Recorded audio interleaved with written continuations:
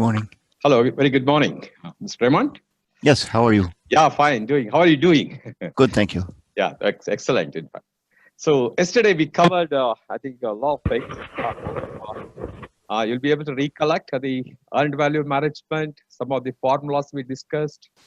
I was unable to look at it last night, but we'll get to it. You get to that. As I told you that, please go through those things are very, very important.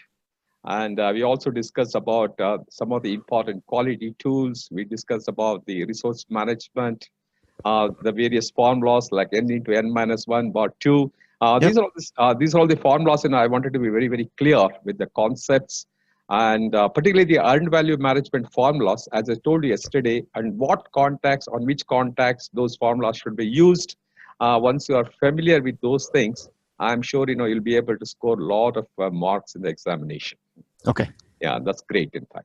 So otherwise, the exercise yesterday we did, was it useful, Mr. Raymond? I hope. Yes, it was a lot of information, but it was good. It was good, I hope. That's right, in fact. Okay. So great. So we'll continue the risk management knowledge area today. Okay, fine? Yep. Oh, great. So yesterday we were discussing about the risk things. And today we'll talk about the qualitative risk analysis. Qualitative risk analysis is basically a process of prioritizing the individual project risk for further analysis or the action by assessing the probability of occurrence and impact.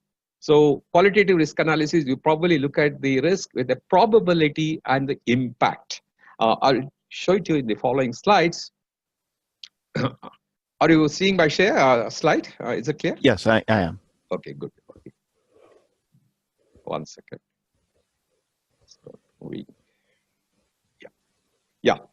Perform qualitative risk analysis. Basically, here we talk about the risk probability and impact assessment.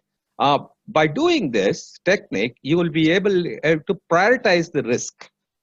Then you can take the responses. For example, implement the plans is a positive risk or the negative risk, and what strategy you will have to execute the positive risk and how you can execute the negative risk. So for that, it's very important that to understand the risk probability and impact, where you will prioritize the various risk. So how do we do that? This is one. Probably I request you to just go through that and let's try to understand this more clearly. The prioritization rules may be specified by the organization in advance of the project, or it can be included in the organization process assets itself. So they may be tailored to the specific project. Opportunities and threats are represented in a common probability and impact matrix. If you look at it here, let's try to go through this. As I was telling you yesterday that, the risk, some of the risks are classified as very high, some of the classified as medium, some of them are low and very low. I hope you recollect that slide. Yep, I do. Excellent, good. So here in the left side, you are putting the threats, and the right side the opportunities. So very high is, let's say, 0.9, and very low is 0.05. So here, if you, for example, if you multiply 0.05 the threats, you get the very high is a 0.05.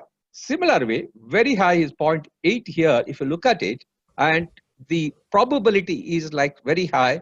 If you multiply 0.9 into the impact 0.8, you get 0.72.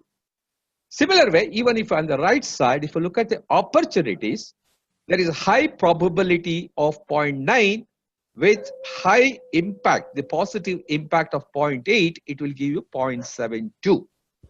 If it is, for example, high, then you will give an opportunity of 0.36. You got it, Mr. Raymond, what I'm trying to explain? I hope it's clear. Yes.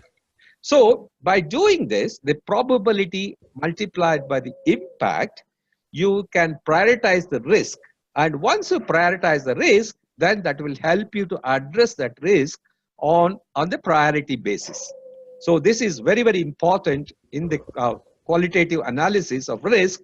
The probability and impact matrix will help for the team members to analyze the dimension of the risk and take the corrective measures for that. Is it clear, or can I move forward, or any questions? You can move forward. Yeah, it looks pretty clear to me. Oh, very good. Excellent. Okay. So Once you do the qualitative analysis, the next process you need to do is that quantitative risk analysis. How do we do the perform of quantitative risk analysis? Is the process of numerically analyzing the combined effect. That means you are putting a value to this risk, in fact. In the qualitative risk analysis, you are prioritizing the risk, whereas in quantitative risk analysis, you are putting a numerical value, the exact value of those risks. So that will also help you to take the corrective measures. So here, what is the thing? The simulation, sensitivity analysis, and decision tree analysis. These are all some of the techniques that we use here. In the simulation and sensitivity analysis is nothing but the what if analysis. That is a way to predict the outcome of decisions given certain range of variables. That is, by creating a given set of variables, an analyst can determine how changes in one variable will have it can affect the outcome of the other one. It's all the software programs. You must have heard about Monte Carlo analysis by any chance? Monte Carlo analysis? No. Now, this is one of the Monte Carlo analysis where you do the simulations and sensitivity analysis, where you get, it's a software program installed, in fact, and you put the various variables there, and you'll get details of that, which variant is going to affect the maximum change. So, for example, two variables like reduce the chances of loss, it could be one variable, and increase the chances of profit simultaneously, and how those two will have the effect. Let's say higher unit cost of, for example, can result in the lower profit. So these are all some of the techniques that use to quantify the risk, in fact. And you get the risk. This is the risk response strategy, which I was talking to you about that. You see, for opportunities, there are 5 strategies, and for threats, there are 5 strategies. Let's try to go through one by one. For any risk, as I told you, that there will be some opportunities and there will be some threats. Opportunities are called positive risk, and threats are called negative risk. Exploit, share, enhance are the 3 strategies for opportunities, and accept is common for both positive risk and the negative risk. Are you with me on this? If you want, you can take a picture of this so that it's easy to understand those things. No, I see what you're going. Yeah, excellent. Okay, fine. So for example, when you talk to your colleagues, who handles the risk management, anytime have they expressed these things that we can share the risk, we can enhance the risk, or we can accept the risk? By any chance in our organization, have we discussed or are you familiar with some of this terminology? No, we haven't seen this. Typically, our insurance group handles the risks. So. Oh, okay. Typically, the insurance guy handles. Yesterday also we were telling about the same thing. So, yep. But let's try to briefly understand how do we, for example, what are the opportunities? In fact, when you say one strategy is like exploit, I can give an example. It's a high priority opportunity to exploit the risk. Just give an example, a large software development project. Let's say they are working, 3 teams are working on different components within the architecture. Let's say that if one of the teams completes the work sooner than scheduled, out of 3 teams, let's say one team completes their work sooner than scheduled, then as a project manager, what you can do is you can exploit this opportunity by allowing from other 2 teams also to it, in fact. So that means you are exploiting that risk. What is sharing? Sharing of risk, in fact, sharing is nothing but, let's say that your company is building a large, your company wants to get into a, let's say, hydroelectric project. I'm just giving an example. Okay, a project, and you're going to get that order, you're very, very confident. But when you review the scope, you'll understand that if the opportunity is to partner with a company who are expert in hydroelectric energy, then probably if you join with their hands, then you can share the risk, the positive effect of the risk shared between the company. That means you are sharing the risk. It's again a positive, because you're not very familiar with the hydroelectric project. What you're doing is that you're sharing that along with a company which is known for hydroelectric project, So that means you're sharing that risk. That means it's an opportunity that both the organization are sharing it. Am I clear with this example? I hope. Yes. That's great. How do we enhance it, in fact? How do we enhance? Is another opportunity. Let's say, since you are from the construction, you are an architect, I hope you'll understand this. Let's say a construction project has got 6 apartment complexes running in different places. Okay, 6 apartment complexes. Now, one of the teams are using a new contract, for example, new construction design tool has increased the efficiency by 20%.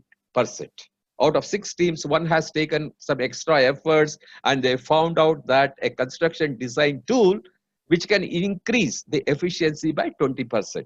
So what you will do as a project manager, immediately you will enhance the result by having other construction team also follow the same tool, in fact. That means you are enhancing an opportunity, a business opportunity there, and you're enhancing the risk.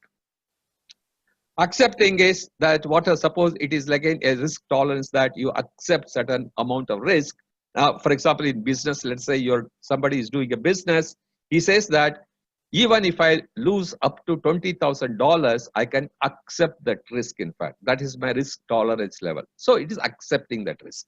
I hope you're clear about these opportunities. These are the strategies to to tackle the positive risk, in fact. Okay, am I clear on this, in fact? Yes. Very good. Now let's look at the negative risk. How do we, for example, negative risk, there are 3 strategies, and acceptance is in a common for both, as I told you. Avoid, transfer, and mitigate. I'm sure you are very familiar with the transfer, am I right? Transfer, that is nothing but taking an insurance for your business risk. That means the third party, by paying a premium to the third party, he will absorb all the risk, in fact. That is transferring the risk. That means you're transferring your risk to a third party by paying a premium. So in the examination, the moment the insurance comes, that means you're transferring the risk, in fact. It should strike you there. Mitigation, are you familiar with mitigating the risk by any chance? Making it smaller? Yeah, absolutely. Reduce the impact of the risk. Let's say a common example, we all use a seat belt, am I right? We are driving the vehicle, we all use. Yep. Is it? So why? That is, it is mitigating the impact of any problems or happens due to accident. In fact, that means you are mitigating the risk. Okay, so while wearing a helmet, for example, if somebody is going through a two-wheeler, or the very common thing in the US, of course, is the car seat belt, in fact. Even the airbags provided inside the car is basically you are mitigating the impact of accident by having the airbags in the vehicle, in fact. That is called mitigation. That means you are reducing the impact of an accident. Avoiding, you totally avoid the risk. Again, one more example I can give you. Another example for avoiding is, since you are from the construction area, in fact, let's say that one of your company, the project, he wants to build a tall building in a hurricane area. Now, you know very well that which is the period that you will have the problems of hurricanes. So what you do is that you avoid that period and do the construction once that hurricane is passed or once that period gets over, in fact. So the risk of hurricanes during, for example, setting up would impact your schedule and budget. So what you do is you try to avoid that period, in fact. That is called avoiding the risk. So transferring the risk is, again, I'm repeating that, it is nothing but insurance. You are transferring your risk to a third party. Mitigating is that, that you're trying to reduce the impact because of an accident or mitigating that. And acceptance, again, like a positive, for example, here you have some risk tolerance level. If it happens to up to this level, I can manage. Beyond that, no, then I will not be able to accept that risk, in fact. So these are all some of the positive response strategy for positive risk and negative risk. In the examination, definitely you can expect one question on this, that they will give a scenario. Then they will ask you, are you mitigating the risk? Are you transferring the risk? Are you avoiding the risk, like that? So they will twist and ask you the question. But once the concepts are clear, then you will be able to answer these questions in a jiffy. Can I move on, Mr. Raman? Yep. Yep. We're good. Excellent. So I think it's very, very clear. I hope I'll be able to recollect this time. Yep. Good. So escalating the risk and issues, this also we should know. Sometimes the projects may need to escalate risk issues up to the programs or executive level. Recording and as escalating risk issues is the responsibility of each project, in fact. Because if something goes beyond some control, then what you do as a project manager, it is your responsibility to ensure that you escalate the risk up to your sponsor level or at the promoters level. So in the PMO, project management office or designated project support can oversee the assure the management of the risk issues in line with the local risk or the issue management processes. Because this is very important, because tomorrow your promoters or your sponsor should not say that why you did not tell us in the beginning, why you did not inform us well in advance so that we could have taken certain decisions or actions for that. So escalating of risk and issues is also very, very critical and important. So once you do the qualitative risk analysis and quantitative risk analysis, you need to implement the risk response. So implement the risk response is the process of implementing the agreed upon risk response plans. So the key benefit of this process is to ensure that the agreed upon risk responses are executed as planned in order to address the overall project risk exposure. It will also minimize the individual project threats and maximize the overall project opportunities. So the risk responses as like the positive risk or the negative risk, based on that, you start implementing those risk responses. Then the interpersonal is very important as you are dealing with the people. Here the inputs or risk management plan, then the risk register. Yesterday we discussed in detail about the risk register, its contents, and you also know about the risk report, how you can report those risks. The interpersonal and team skills, basically because you're dealing with the people, you are interacting with the people, so you should be good. For example, you should be a good listener and you should take the team along with you. And you should be, as a project manager, with your subject knowledge, subject matter expertise, you should be able to influence the team members on based on these things. Of course, the outputs or the change request, it gets updated, and the issue log and lesson learned registered of the risks, and the project team assignments also is the another output you get from this process. Here in the change request, the implementation of risk response may result in a change request to the cost and also schedule baseline, because you know that risk can have the impact on those things or other components of the project management plan. So the change requests are processed for review and disposition through the performed integrated change control process, which we have discussed many number of times during the last few sessions. So once you implement the risk responses, the next process that is to monitor the risk.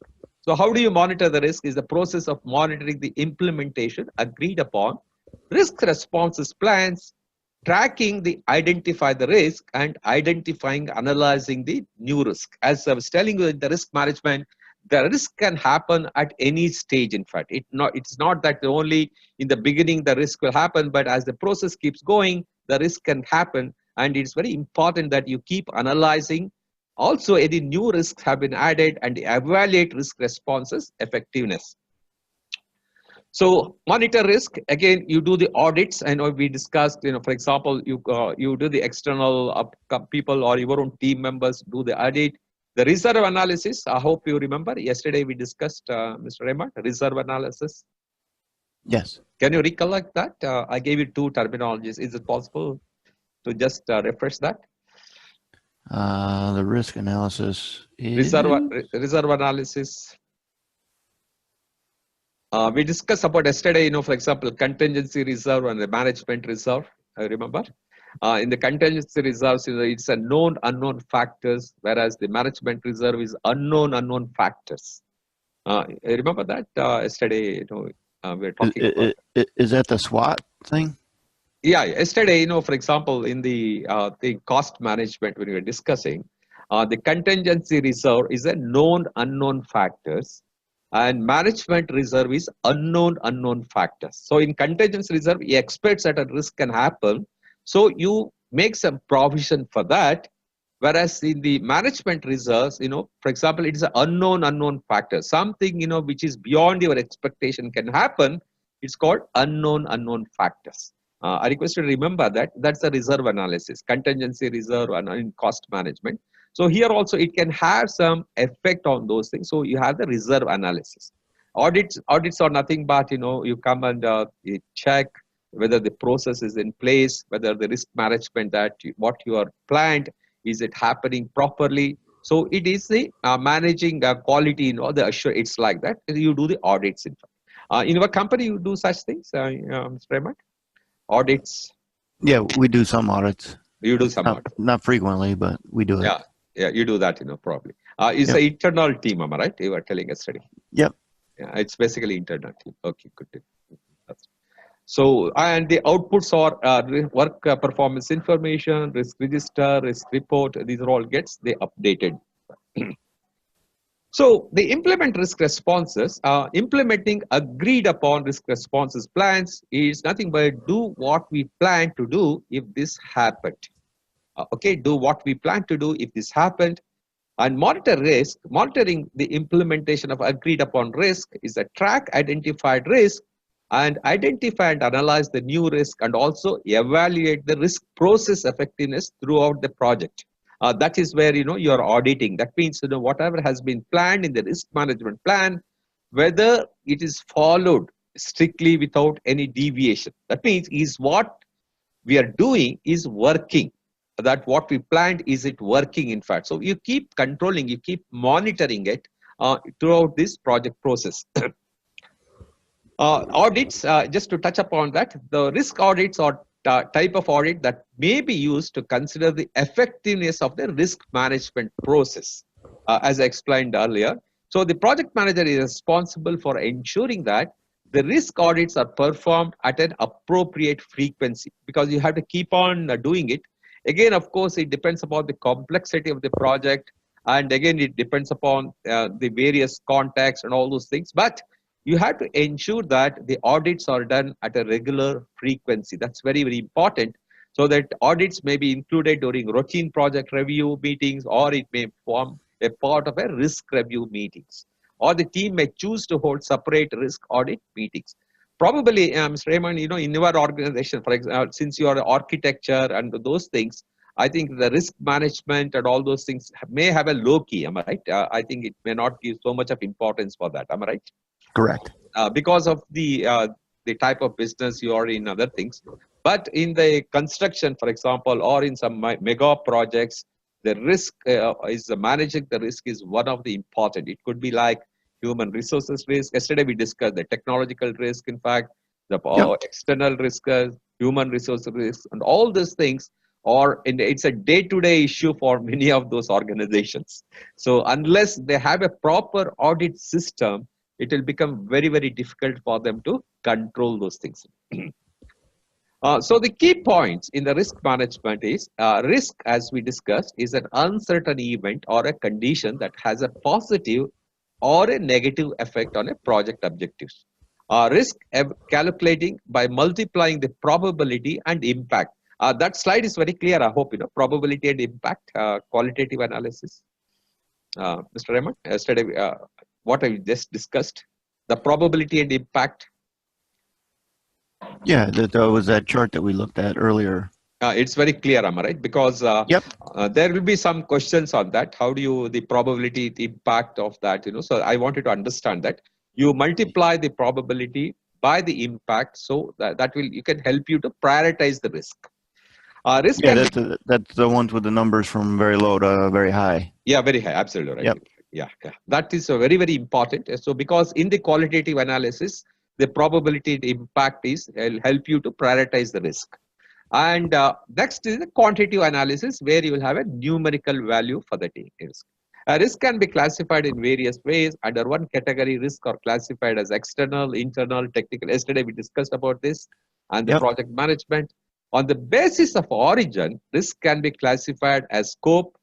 It can happen during scope development, or it could be due to resources, or it can be in the schedule, or the cost, or the quality and the quality risk, in fact. So these are all some of the knowledge areas, where the risk can happen. So a decision tree is used to analyze the risk and its impact on the decision to face the uncertainties. That's what we saw, the decision tree.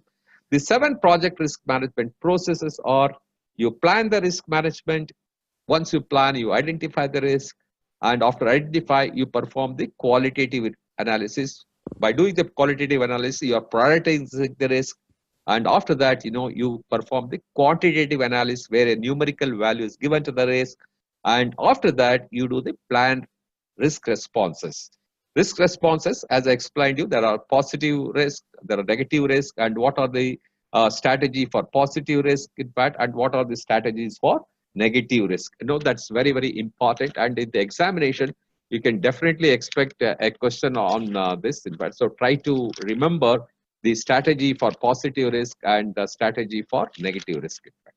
Are you clear? Should I repeat that once again? Or no, I think we're clear. It's very clear. So positive risk, you enhance, you share and exploit, and accepting is common for both positive risk and negative risk. Whereas the negative risk, you share, your negative risk, you mitigate, you avoid, or you transfer the risk, in fact. So this should be like, the EVM formulas, earned value management formulas. These strategy also you should try to memorize it, Mr. Raymond, so that, it will help you to answer those questions. Yep. Clear? Right. Okay. So let's get into some of the exam mood now. Okay. Are you ready? Yeah. Yeah, you're doing great in the exam answering the questions. You're very, very quick. You are able to understand. Great. I'm so happy about it. Okay, good. So here is a question. Your team has worked diligently to identify a large number of risks on a pharmaceutical development project. At this time, the risk register includes risk related to government regulations, risk involved in production and testing, and risk related to introducing a new product to the already flooded market, as well as many other areas of potential risk. Before proceeding with the project, these risks must be assessed and risk response plans must be developed for the highest ranking risk. All the following are factors in assessment of project risk except risk events, risk probability, amount at stake, and insurance premium. What do you think is the right answer? All the following are factors in assessment of project risk except D would be the exception. Insurance premiums. Okay, yeah. Good. Let's look at it. Okay. Now there is one. Just now we did a probability and impact. How the question can be? You can see here. If a project has 60% chance of $100,000 profit and a 40% chance of $100,000 loss, the expected monetary value for a project is what? 60% profit and 40% loss. The expected what is the value for the project? Now, EME for the project. 40%, 60%.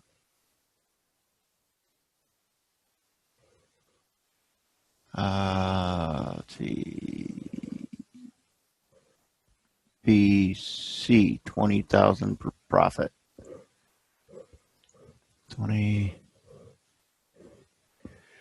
expected monetary value for the project is. I think it's C. 20,000. Okay, good. Let's see. Let's look at it. You're absolutely right. Great. Congratulations. Both the answers you are done. You are absolutely right. The insurance premium are not factor of assessing the project risk. They come into play when you determine which risk response. Because insurance is in the negative, you are trying to transfer the risk. Insurance, am I right? So you are absolutely right. And here the monetary value, 60% of 100,000 is 60,000, 40% of 100,000 is 40,000. So the difference between the 60,000 and 40,000 is 20,000. This is how the question will be in the examination, Mr. Raymond. Okay. So if you know the formula, the probability and impact, you see, it will take hardly 5 or 10 seconds for you to answer this question. Am I right? Right. So even the above question also, the insurance, the moment if you know the concept of that, immediately it will help you to answer these questions. And these questions you should never fail. You should not give a wrong answer because they are pretty straightforward questions where is not much of twist or anything will be there. Okay, so it should be easy to answer the question if you practice and if you understood these concepts clearly. Great. Some more questions. The output of the planned risk response process include residual risk, fallback plans and contingency reserves, risk triggers, contracts and risk list, secondary risk, process updates, and contingency plan. This is a little bit tricky question and a bit difficult, I know, but try to answer this. What is the output of planned risk response? Let's see. Secondary risk process updates. D, contingency plans, project management plan updates, and sensitivity analysis. That may, let's look at it. In fact, okay, let's see. In fact, that means when you go through the flow of it, the inputs, the process, and outputs. That I don't say that you should by heart it, but at least you should know the flow of it. So, what is the input in this process? Risk implement strategy. What are the outputs? You try to remember those things. That's important. Okay, so we'll look at it. Okay, the workarounds are determined during which risk management process? Is it doing identify the risk or performing quantitative or planned risk responses or monitoring the risk? Workarounds. Which risk management process?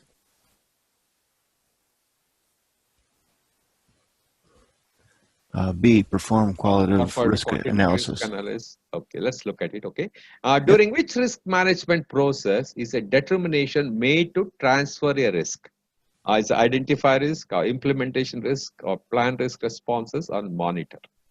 Which risk management process is a determination made to transfer a risk? Identify risks. A. Identify the risk. It's not the implement risk response. During which risk management process is determination made to transfer a risk? To transfer a risk, it would be a response. So you're probably right. Implement risk responses. Because that's the strategy you're trying to execute, am I right? So transfer. So let's see that. Okay, I'll just look at it. So the risk list, the first constant, as I told you, it's you need to remember. Sorry, you need to remember the risk responses.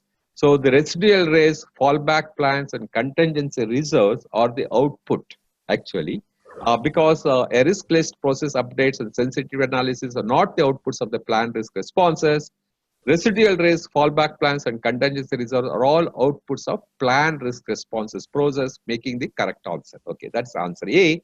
You're right that D, you answered D, right, for this question, monitoring the risk.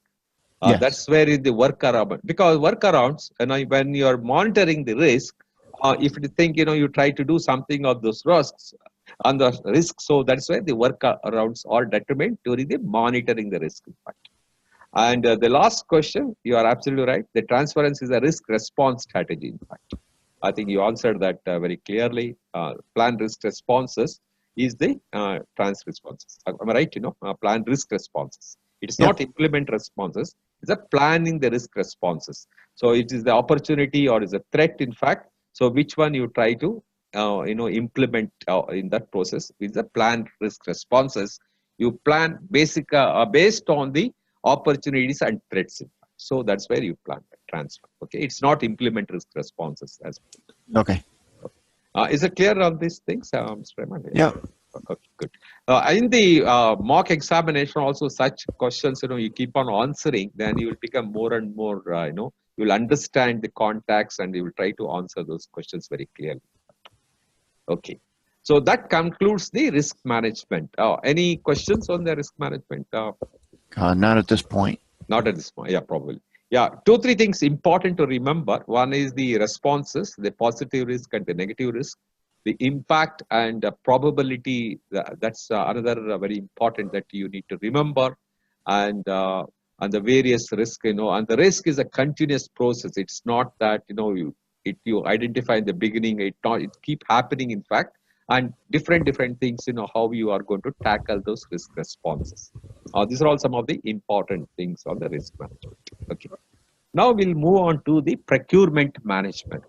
What have you heard about procurement management, or what's your on the procurement management? You procure a lot of things in your organization. Um, That means are you outsourcing some of the things? we outsource some, but not a lot. You outsource any people or human resources? No, we don't do any human resource It's outsourcing. basically it's all your own. All employment. Yeah. Excellent. Okay. Because in the construction, for example, they need to when you actually do the operation there, for example, or the projects, they need to outsource a lot of things. That's where you have to make or buy decisions. By having internally, is it cost effective, or if you outsource it, is it effective? In fact, so such decisions many organizations do take. Now, what comes to your mind when you outsource? What is the most important thing when you outsource? That means you need to get into some agreements. Am I right? Correct. That's contracts, basically. Contracts, basically. So, in the procurement management, we'll deal with how do we deal with the various contracts, in fact, and what type of contracts are good, what type of contracts are not so good. We will look at those things.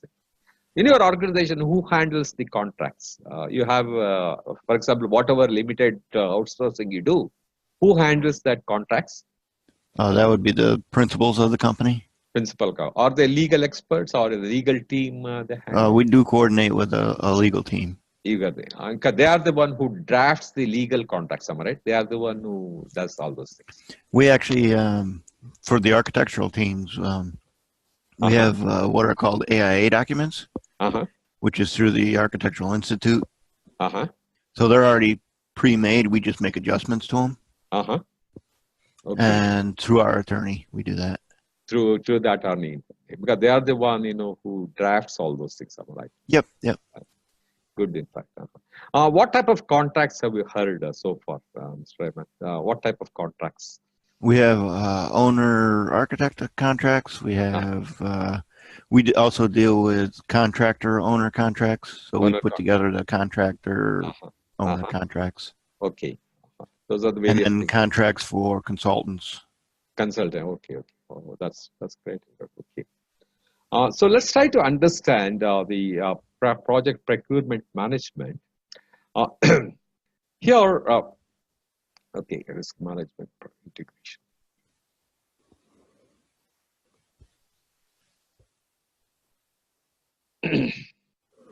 So there are three types of contracts, basically, if you look at it. The one is the fixed price contract. Another one is cost reimbursable contracts, time and material contracts. Are you familiar with these things? Fixed price contract, I think you must be very familiar. Right?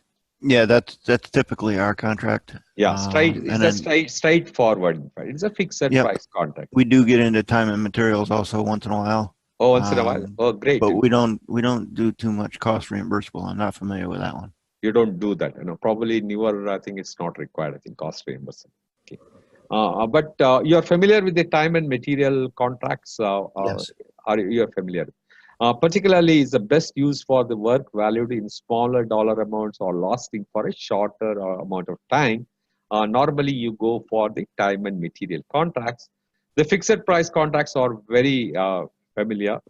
Anything, for example, you are buying something. Let's say that also could be a fixed price contract, in fact, and where your scope is very clear. That means you know exactly what you want, and you get into a contract with a seller. So that's fixed price. Cost reimbursable, it's used when the work is uncertain, and therefore cost cannot be estimated and accurately enough. That means you're not clear about the scope. So then what you do, when you're not clear about the scope, you say that you do this, you give me this, and I will reimburse the entire cost of the material or the equipments what you're supplying. That is cost reimbursable. I hope it's clear now, am I right? The cost reimbursable. Whatever the cost incurred, I will reimburse the entire cost plus your profits or plus your certain percentage. Clear, Mr. Raymond, on that? Yes. So that is cost reimbursable. Okay, let's try to understand a little more in detail about these things. So come to the fixed price model. Here basically we talk about the small project with limited features, the clear requirement. As I told you that means your scope is very, very clear. And also, of course, the limited budget, I can't say that depends upon what you are going to do that. Here, it is very predictable. There is a lot of transparency, ease of manage because the scope is very, very clear in fact. What is the cons of that is once you agree, for example, on a fixed price contract, you cannot do any flexibility on that because initially you agreed to pay certain price, you cannot go back from that. So there's a lack of flexibility will be there. Am I right? You agree, That's right. Yes. Yep. And less bit of accountability also because, once it is agreed, mutually agreed, you can't do anything about it, in fact. And you will have a determined deadlines. In the fixed price contract, you say that I need this by end of 30 days or end of 40 days. So you have a clear deadlines of the this one. MVP is the minimum value product. That also, it's determined, in fact, in certain things, the minimum value product or product just enough features. That's also where you can use the fixed price model. Okay. Now, under fixed price contracts, are you familiar with these firm fixed price, firm price with the incentive fee, and fixed price with the economic price adjustment? I'm not familiar with the wording. But probably you might know these things, am I right? I agree. Yep. Can you just whatever for example, let's say, can you tell me firm price incentive fee? Firm price. The incentive fee. Yeah. It's a price. With an incentive attached to it. Absolutely right. For doing certain surveys or regular, suppose you say that a seller, you get into a firm fixed price, and you say that if you supply this material exactly on the 15th day without any delay, I might give you certain incentive for that. Okay. If you supply on 10th day, 20th day, or 30th day exactly as per the delivery schedule which I want, then I will give you some percentage of incentive, some incentive for you by doing that service, in fact. You got it, that means you are incentivizing him to get some better service apart from the fixed price. Clear? In fact. Yes. Yep. Or it could be in terms of quality. Suppose, whatever quality, if I want, as agreed, if you ensure that you supply that material with that quality without fail, then probably I may consider some incentive for you.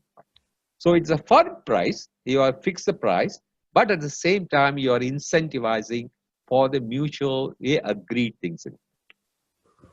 Firm fixed price is a very common thing. Let's say, because you are buying a computer, you have a fixed price that I will pay per computer, let's say, $2,000 is the fixed price I will give you. In fact, it is a firm fixed price.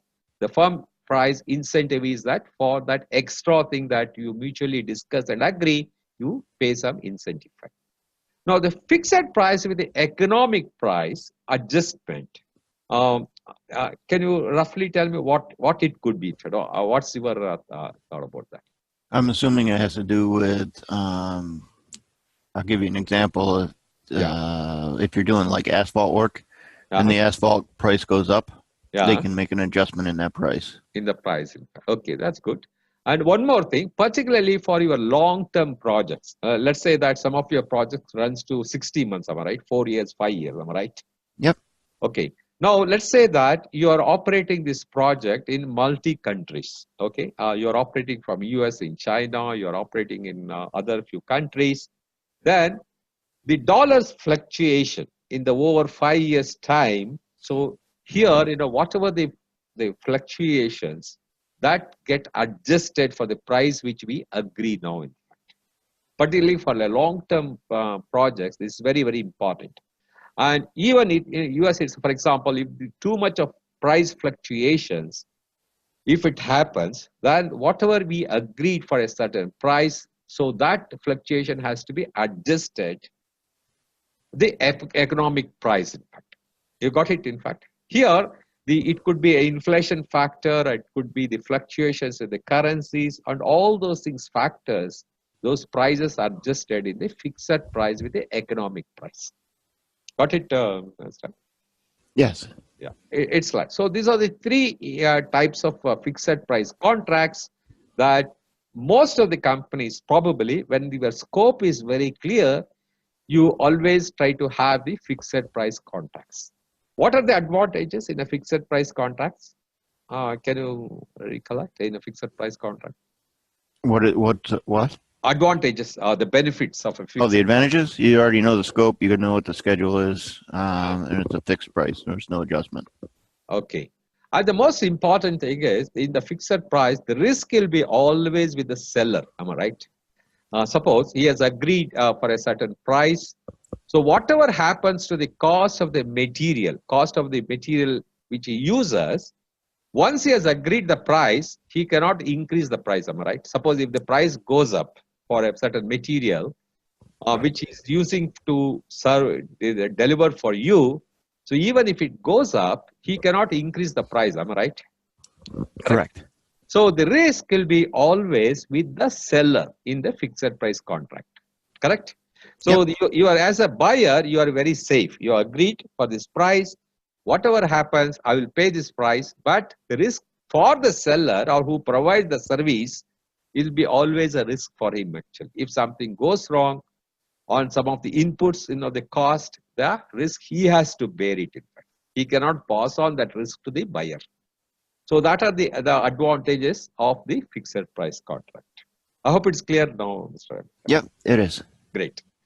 Now, the cost plus contracts is again where the scope is not clear, you get into the cost plus contracts.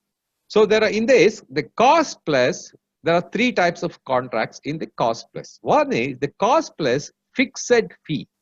That means you bear the entire cost of whatever he is supplying, plus above the cost, you will pay him that I will give you extra 5% to meet all your overheads. So, or that to take care of your profits, in fact. That is called cost plus fixed fee. Correct? Is it clear on that? Yes.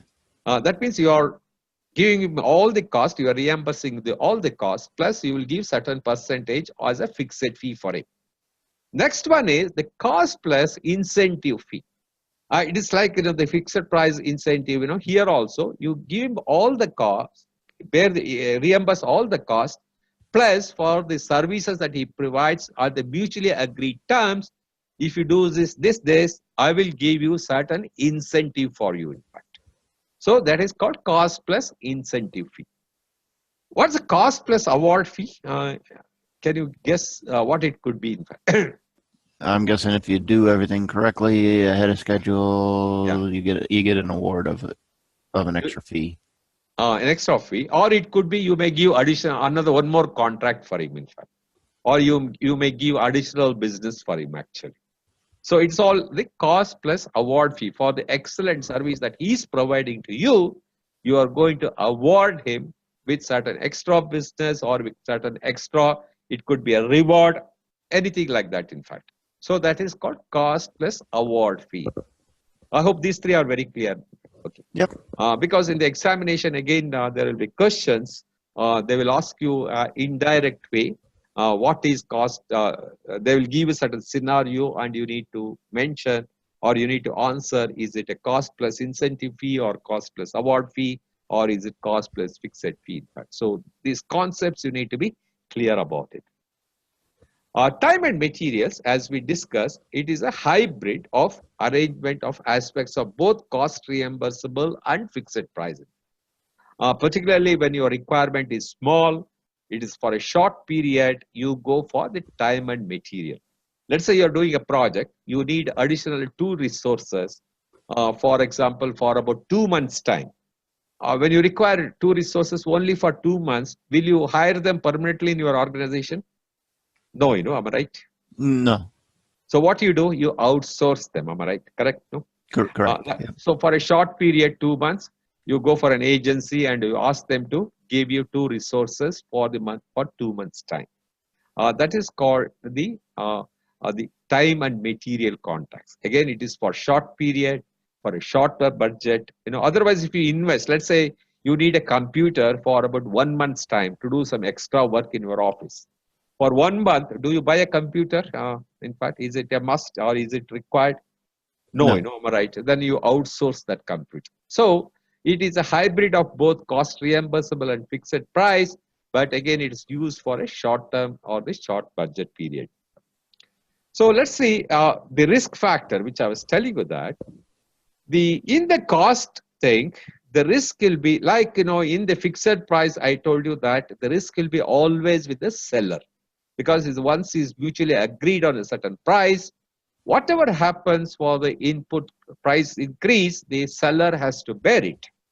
Whereas in a cost reimbursable, the risk will be always with whom? The buyer. Buyers, am I right? Because the seller will not take any incentive, will not take any initiative to reduce the cost of the inputs, am I right? Cost of the raw material or cost of the equipment. He will not take any interest or initiative, because whatever the cost happens, the buyer has agreed to reimburse that. Correct? Am I right? No? So the risk will be always with the buyer in the cost reimbursable project, in the contracts. This is very, very important, in fact, to understand. So both cost plus award fee plus cost plus incentive fee plus cost plus fixed price, cost plus fixed fee, the risk will be always with the buyer. In the time and material, it is most of the time it gets shared between the seller and the buyer, in fact, because both of them are, can share the risk, whereas in the fixed price, it is the seller who has to bear the risk. I hope it's very clear, in fact. Again, in the examination, this you can expect a question like this. In the cost performance, cost award fee, that who bears the risk. So if you understood this concept very clearly, it will be easy for you to answer those questions. Okay. Now the planned contracting, the types of contracts which I explained, cost plus fixed fee, cost plus fixed fee. These are all the terminologies, the acronym you need to remember. Okay. If you want, you can make a note of this or take a picture of this and keep it. CPFF is cost plus fixed fee. CPPC is cost plus percentage of cost, and CPFEF is cost plus incentive fee. CPAF is cost plus award fee.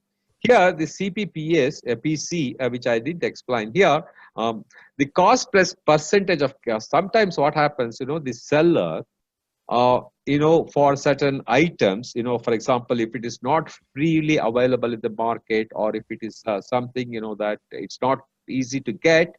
So what he will say that I need to spend certain extra amount. So he will demand for that you reimburse me the cost plus some percentage of cost for the extra effort I take to get those required things, in fact.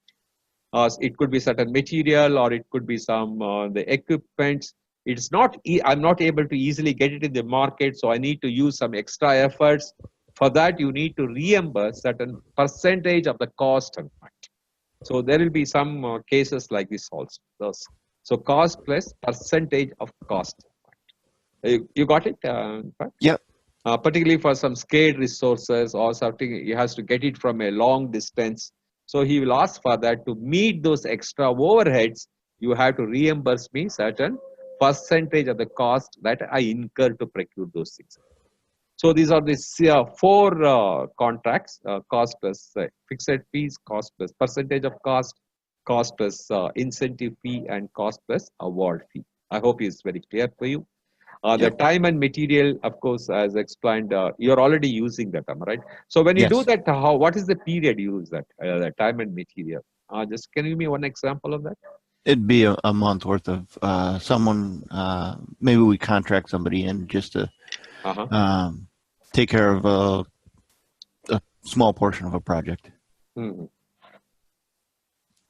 Okay, it would be just mainly time, but there might be some material included. Mm-hmm. Okay.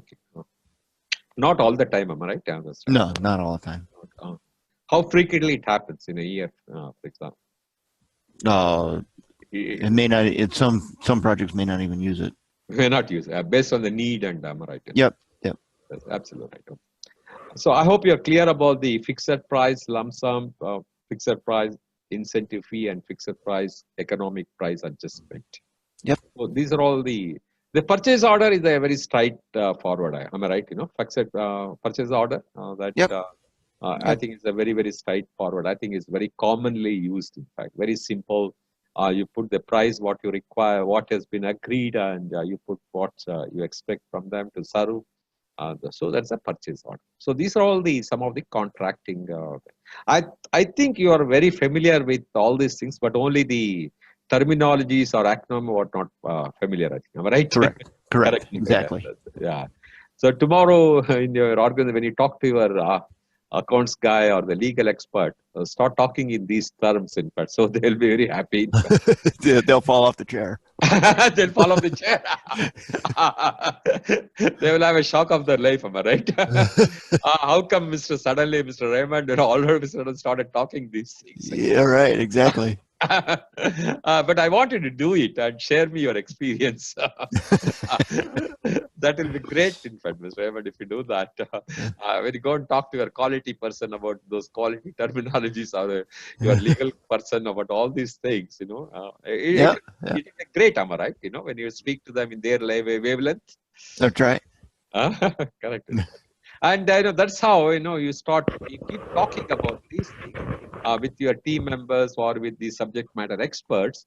Then what happens is the confidence level also it goes up, and everybody will be on the same page. Your wavelength will be same, in fact, and you will have a lot more fun in your working place. Am I right? Yes, I agree. And one more thing we should also do, Mr. Raymond, is even your team members, whenever you get an opportunity, start talking to them about these things, in fact, okay? Yep. So they will also get, acclimatized, or they will also try to get familiar with these things, in fact. So then once you start doing that, let's say you said you got 15 team members. So in every team meeting, you start talking that, in about 3 to 4 months' time, whole of your organization will be on the same page, in fact. Correct? Yeah, you're right. Yeah, absolutely right. And suppose an external company comes and visits you for some projects, and if they have done the PMP and all your team members start talking in the same thing, and you are sure to get that extra business for you, right? Correct, no? Yeah, that's right. Yeah. That's right. In many places, when awarding a project, have you heard about this, Mr. Araman? When you are awarding a project for a new organization, one of the requirements they ask is that how many in your organization are PMP certified? They do. No, I haven't heard that, but you're not heard? No. Yeah. In many. I don't know how often that happens in my field. In your field. That's the thing. So. Oh, okay. Particularly the major projects, the projects which they try to give. That's one of the requirements. They do ask that how many of your people are PMP certified. Because once they know that you have a large number of people are certified, PMP certified, then they think that organization, your competence level has gone up. That means it's easy to relate with them. It's easy to manage business with them. It's easy to exchange ideas, views, and all those things because you are on the same page. Your terminologies, your business language, everything will be fall into the same thing. So that's also one of the things they do ask nowadays. Just for information, I thought. No, that's cool. That's good. Yeah, that's right. That's right. So I hope you're clear about the various type of contracts now, am I right? Yep. Because definitely you can expect 1 or 2 questions on this. So my humble request is try to get more and more familiar about these concepts and in various scenarios, which contract has to be used. So indirectly those questions will be asked, and if you are clear about these things, it will be easy for you to answer the question. These are some of the other few key terms. I'm sure you must be very familiar. Let's go through this. One is the request for information. Request for information is used to get the potential seller's information to see their capability. That means, you're requesting for information from the potential sellers. So when that is called RFI. Request for proposal is a proposal used to get the proposals from prospective sellers. Let's say in your company, whenever you outsource it, even though it's limited, you have got a list of sellers, am I right? Or list of service providers for you, am I right? Correct. It's already, you would have evaluated certain criteria and you would have shortlisted them and keeping them, am I right? So Yes. whenever you want something, you immediately go to the list of sellers, correct? Yep. So when you do that, you ask for a proposal from them. That I need this service from you, I need this output from you. So give me your proposal. That is called request for proposal. What is a request for quotation? Request for quotation is to get from the prospective sellers for the standard products or services. Suppose your company wants to buy 10 computers. It is standard product, am I right? Or it could be, let's say, mobile phones. You want to give 15 mobile numbers, 15 mobiles you want to buy to give to your team members. So these are all, standard products. Then what you do from your prospective sellers, you ask for a quotation. I need 15 mobiles, so please give me your quotation. I need to buy 10 computers, please give me your quotation, in fact. Is it clear on that? Request Yes. for quotation. Okay, good. And the purchase order, again, it's a very straightforward purchase order. Purchase order is nothing but that is the simplest type of a commercial contract. PO is generally used for small purchases. That is how, for example, you want to buy one computer or you want to buy one mobile thing, then it is a purchase order. Correct? Are you? Yep. Have you used this terminology earlier? Yeah, we have used this one frequently. Frequently use it. Very good. Yep. A very common thing, absolutely right. Yep. And the statement of work, it defines the scope of deliverables according to the contract. Defines scope of deliverables according to the contract, typically drafted by the project team to define the deliverables required for the project. That is the statement of work. Normally, when you sign an agreement, the statement of work also will be part of that. Am I right? That I need this service. So it is very, very clear. The scope of deliverables according to the contract. Correct? No? Yeah. Do you use such statement of work when you outsource it? Do you have that? Typically within the contract itself. Contract itself. Oh, you mentioned the statement of work. Okay. It's all included in the contract. It's all included. Oh, great. That's good. And the quotation, I think it's a very common thing. Again, it's a response by the seller to a request from the buyer. So like, for example, I want to buy 20 computers. So you ask for a quotation. So they will give a quotation. It contains the commercial terms of the work also. That means I'll be providing you 15 computers. This is my cost. And this is the other variables like delivery charge, all those things, they will put in the contract. That is be part of a quotation. NDA, are you clear? Non-disclosure agreement. Non-disclosure agreement, I haven't heard of that one, no. You're not heard, in fact, yeah. This is a very, very common thing, in fact, particularly when they're giving a new project. Suppose, we are in the development of a product or anything. If the other company is disclosing certain information, NDA is signed between a buyer and a seller to maintain the confidentiality of the information. So that's NDA, in fact. Particularly across various industries. Suppose your organization is giving certain information to another organization. So what you do is that your architecture, some of the confidential information you want to share with them, then what you do is you sign an NDA with them. That means whatever information we are giving, you should not pass it on to other parties for so many years. All those conditions will be there in the part of NDA. So both parties abide by the agreement and don't disclose the information to any other competitors. Suppose you are buying something with certain price or a certain quality or those things, that should not be passed on to your competitors. Am I right? You agree with me on that? Correct.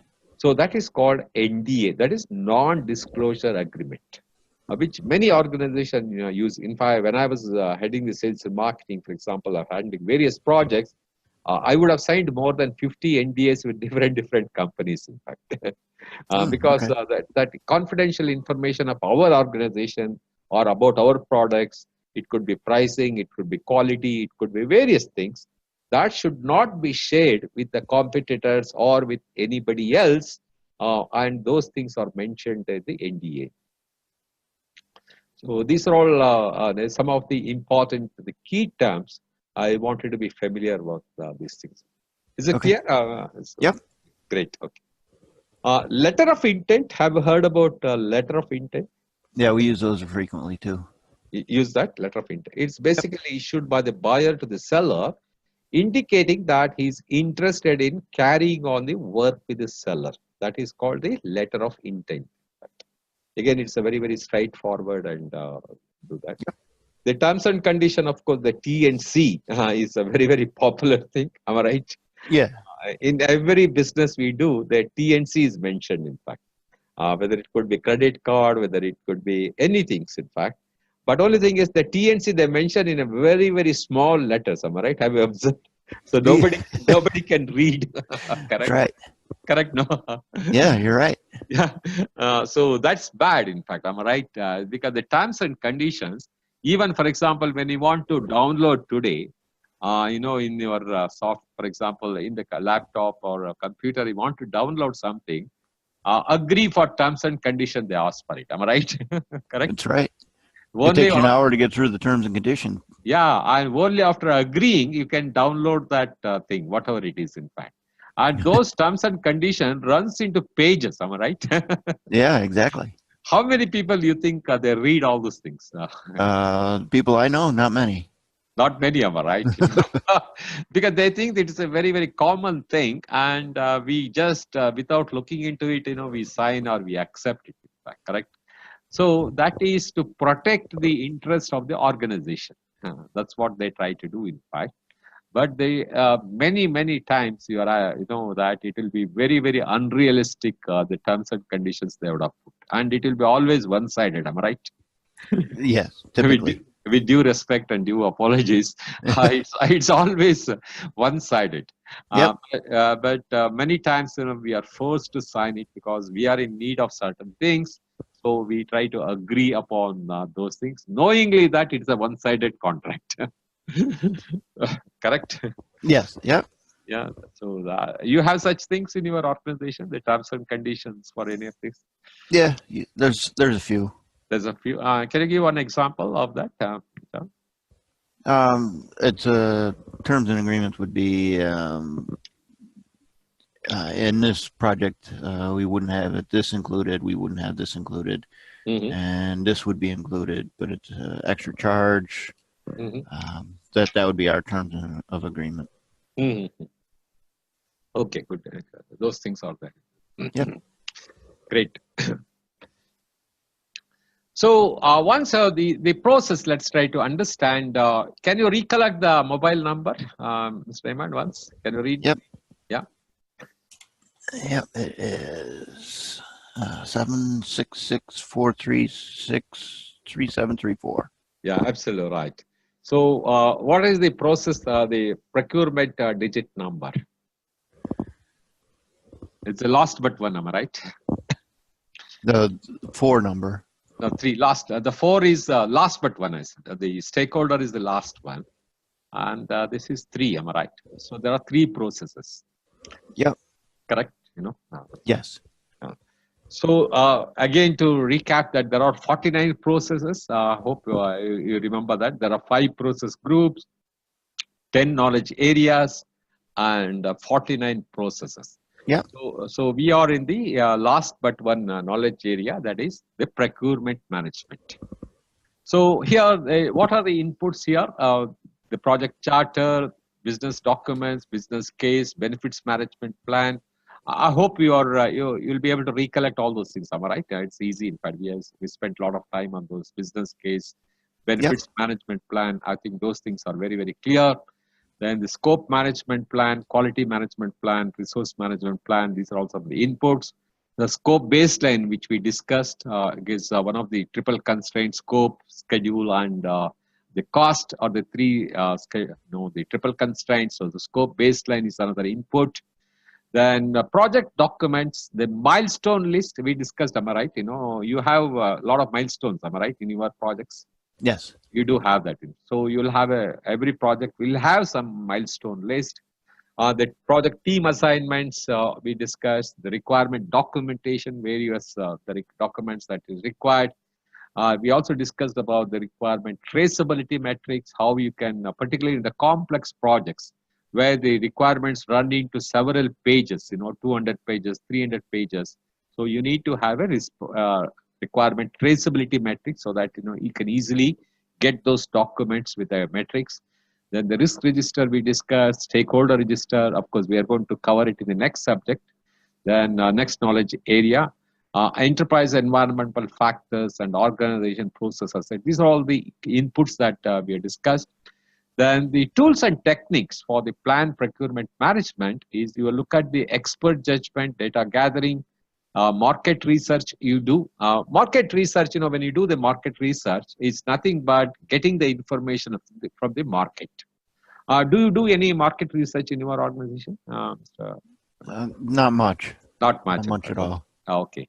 No, particularly, when you want to get in the larger projects, the complex projects, when you want to get certain things from the market, or when you want, before finalizing your vendor or a procurement, then you also you try to get the information from the market.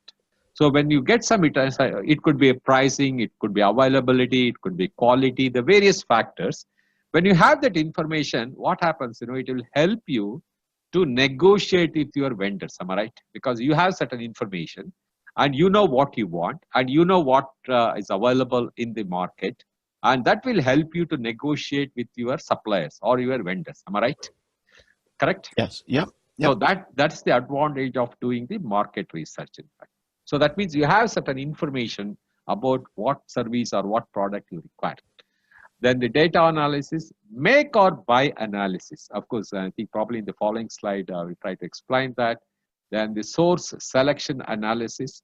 Do you do source selection analysis, Mr. Ahmed, in your camp? You do that? I'm not sure exactly what source selection analysis means. Just guess what it could be, in fact. Where your products and materials are coming from. It's a selection analysis. You can get it here, here, and here. You just decide where you're going to buy it from. Yeah. Let's say, you said that, you have you have got some selected sellers, am I right, for the service you are buying, you are taking. Few parties you would have already kept them in your list, am I right? Correct? Who are providing the service, you have some selected parties for that, am I right? Yes. Correct. So how did you select them? In fact, the source selection process is that what are the criteria that you have kept in mind to select them? Let's say, you got 3 parties to give your human resources, or what all you procure, in fact, in a limited way, what all you procure in your organization? Well, it would be paper sources. It would be software. Software. Okay, good. Okay. Then one more example can you give? Employment. Employment. Human resources. Am I right? Yep. Yep. Yeah. So our human resources, how many parties you have? You have got one single seller or one single provider, or you got multiple providers? For which? For providing the human resources. Oh, we have one. Only one. You have only one. Am I right? Yep. Who is that? Who is the company's team or thing like that? We have a human resource department. Human resource department. No, that means they outsource from outside. Am I right? They procure from outside, or it's internal? Yep. Okay. Now, let's say, in fact, you got 2 parties of paper rolls who are supplying to your organization, papers. Okay. Now, there are several providers, who sells papers, am I right? Who provide that service to many organizations, isn't it? Now, how did you select those 2 parties? What is the criteria? It would be quality of paper. It would be quantity. Excellent. Correct. Okay. It would be price. Price. Correct. Okay. Then.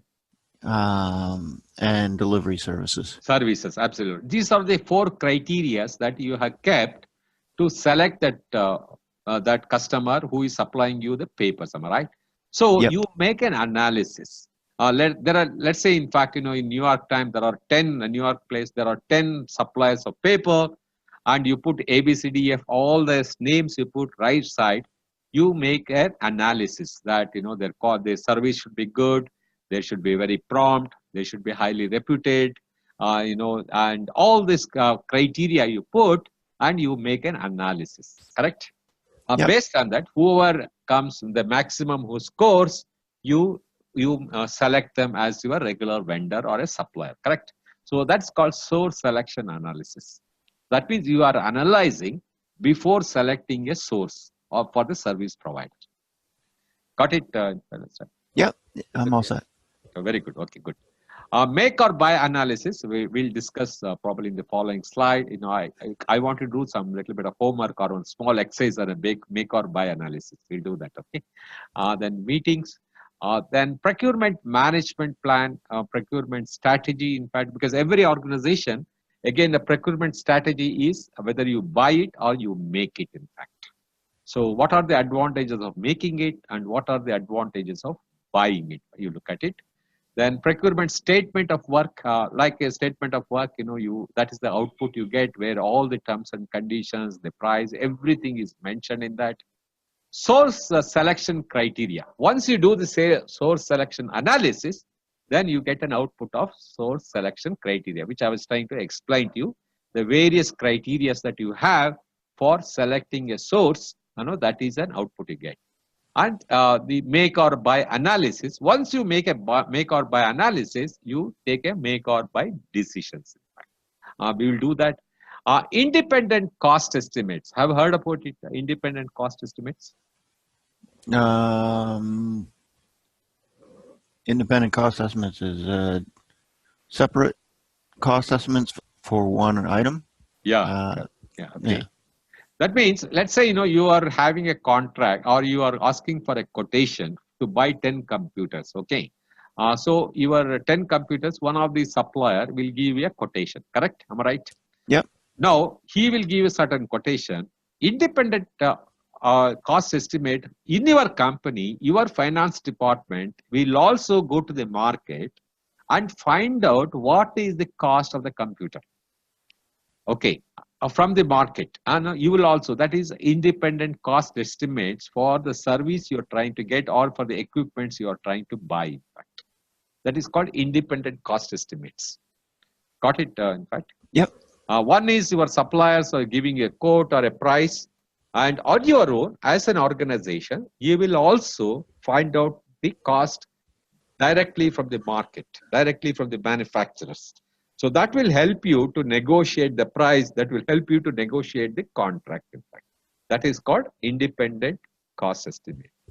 Of course, we discussed at length on the change request, the project documents updates, gets lessons learned register, requirement documentation, requirement traceability metrics, all these things gets updated, in fact.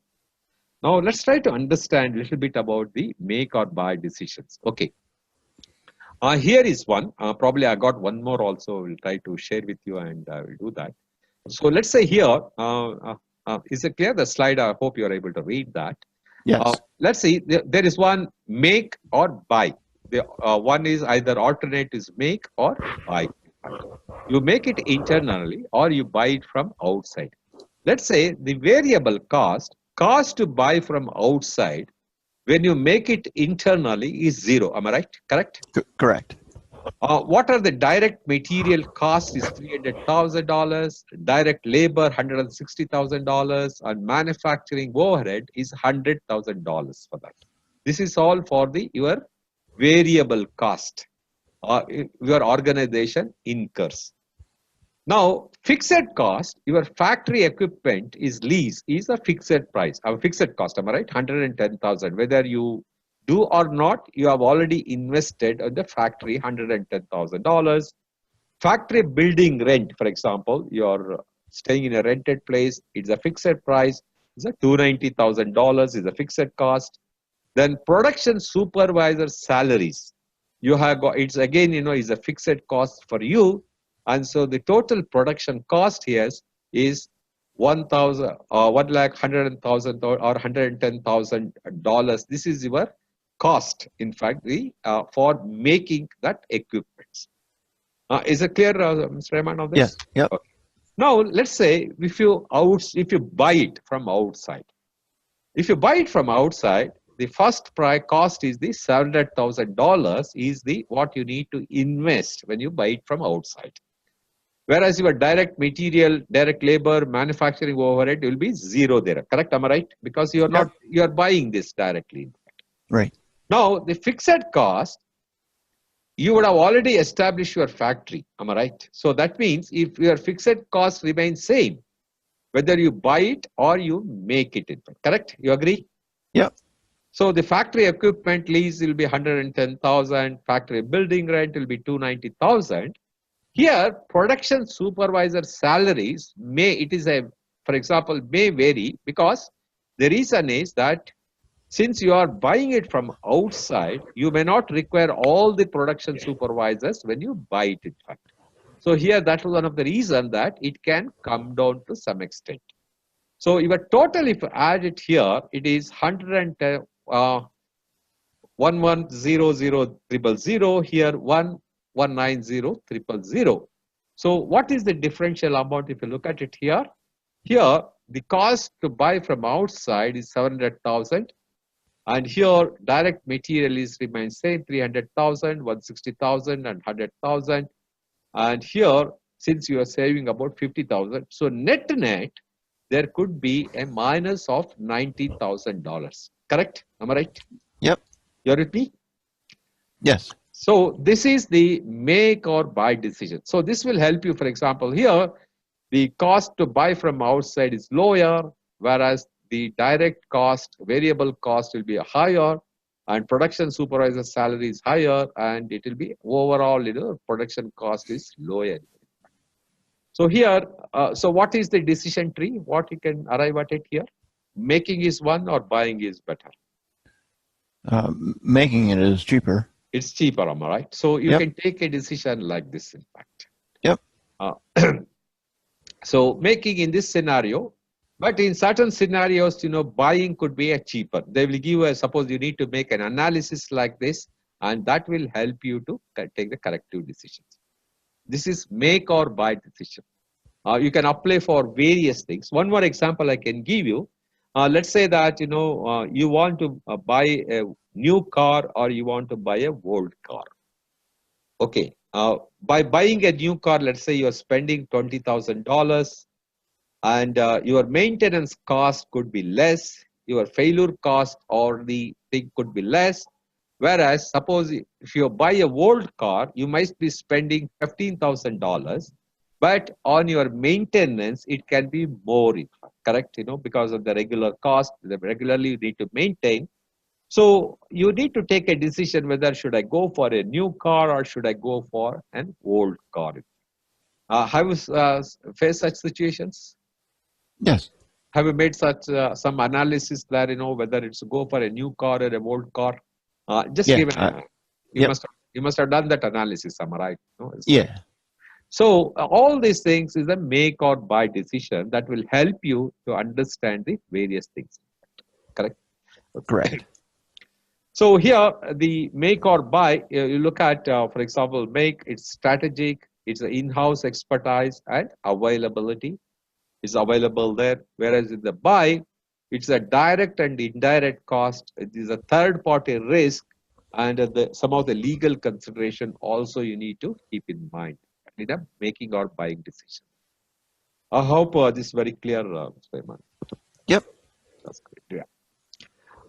So the typical source selection criteria, I was just talking to you about that, the few slides back. So what are the typical selection criteria here? For example, financial, the working cost, the stability, the open book, the risk. In fact, these are all some of the selection criteria that you keep. Then on the technical things, you look at their qualifications, their capabilities, their capacity, and the support or the service that they provide to you. This is how you look at, this is another selection criteria. the performance, the track record, what is the reputation, how long they have been in the industry, what have they been doing it, and which are all the other companies they are servicing, they are providing that service, you look at it. The cultural match is also important, am I right? You agree with me on that, cultural match? Yes. Because your organization, should have, the cultural match is very, very important when you get a service. Let's say, in fact, even the language they speak sometimes, am I right? I know you agree with me on that. These all have some significant impact on the contracts. You correct? Yes. Yep. So the cultural match, even the timing. Suppose they are working on they, for example, they don't work on the 5 days and they have a separate holiday.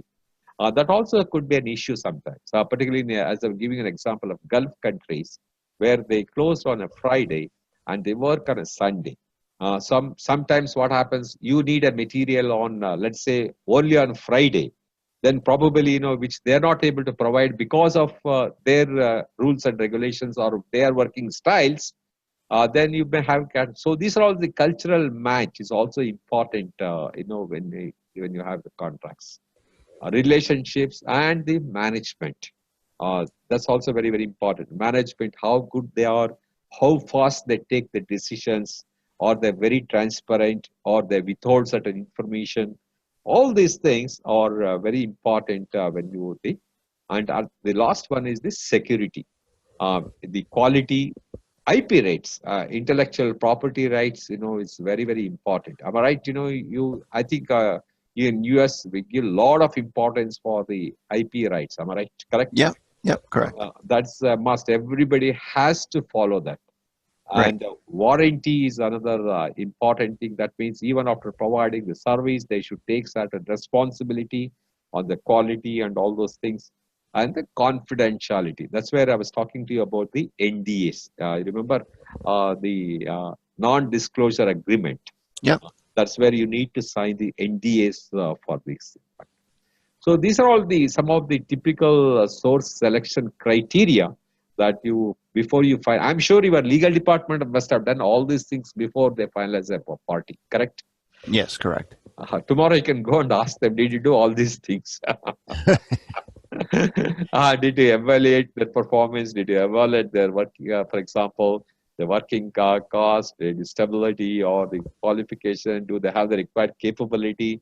Did you do all this analysis? They will ask. In here, in our company, what we used to do, Mr. Raymond, is that before selecting a source, in our company, we had a team.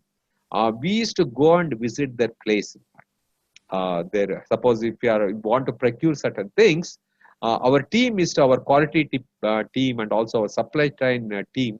They used to go and visit that factory premises, what process they are following, how good they are, in fact, in their manufacturing capabilities.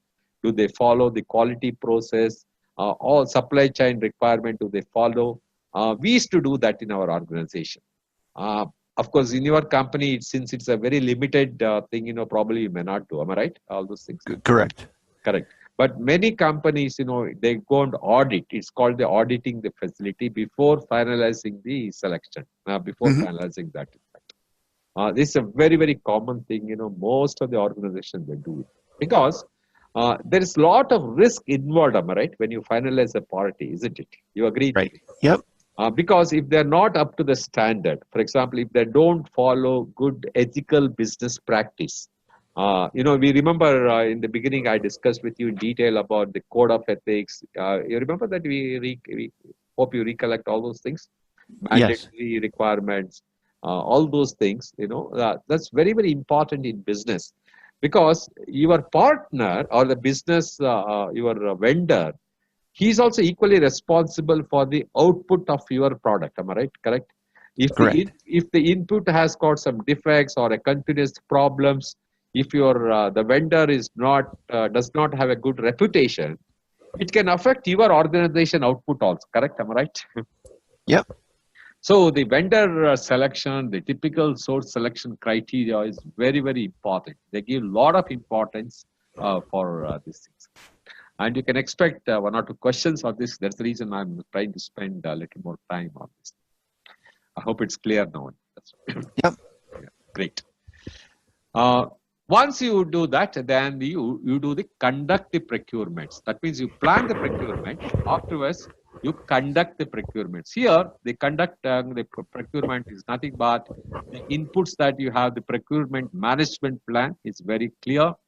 The other inputs here, the communication management plan is also important because again you're dealing with the outsourced parties. So the how you engage with your the procurement thing, how you engage your vendors. So you need to have a communication plan, management plan for that. And you also need to have a risk management plan. I was just telling you that your company's reputation, your company thinks, it depends upon what service you are getting from your vendors. So you need to have a proper risk management plan before when you sign the contract with them. Then you will have a procurement management plan. That's another important thing. That how as we discussed that a procurement management plan will help you. So how you execute the procurement, how you monitor and control the procurement, all those things, and how you close the procurement. All that will be very clearly defined in the procurement management plan. So once you do that in the procurement, you will have the documentation, then the seller proposals. I discussed with you in detail about the various sellers proposal. It could be the information, it could be quotation, it could be proposals. All those things, are your inputs in the contract procurement. Then how do you procure, for example, the vendors? What are the different things? Do you advertise in your company to get a vendor or a service provider? You don't do. We usually send out requests for quotes. Request for quotes. Do you advertise that? I know I need this. For example, I need this requirement. Do you advertise? I need paper rolls like that, and they will come and approach you. They do come to the office and they do have a discussion. But you don't advertise in any paper, or you don't advertise. No, you don't do that. Actually. No. So, but particularly, for example, if it's a very large size, when your requirement is very, very high, when your requirement is little complex, at that time, what you do is that you advertise for that. So that it could be in your magazines, it could be in papers, or it could be in televisions. Sometimes, you advertise so that, that you make it aware for more number of people if your requirement is very large. The bidder conferences, you heard about the bidder conference by any chance, Mr. Rahman? Yes, in the construction side, we do have bidder conferences. So, what do you do there? In fact, what exactly? It's basically called a walkthrough. We meet with the contractors that are interested and go through the scope. And excellent. Then, and then we walk the sites if need be. Oh, great. Okay, good. I see. Then, okay, what else you discuss there in the bidder conference?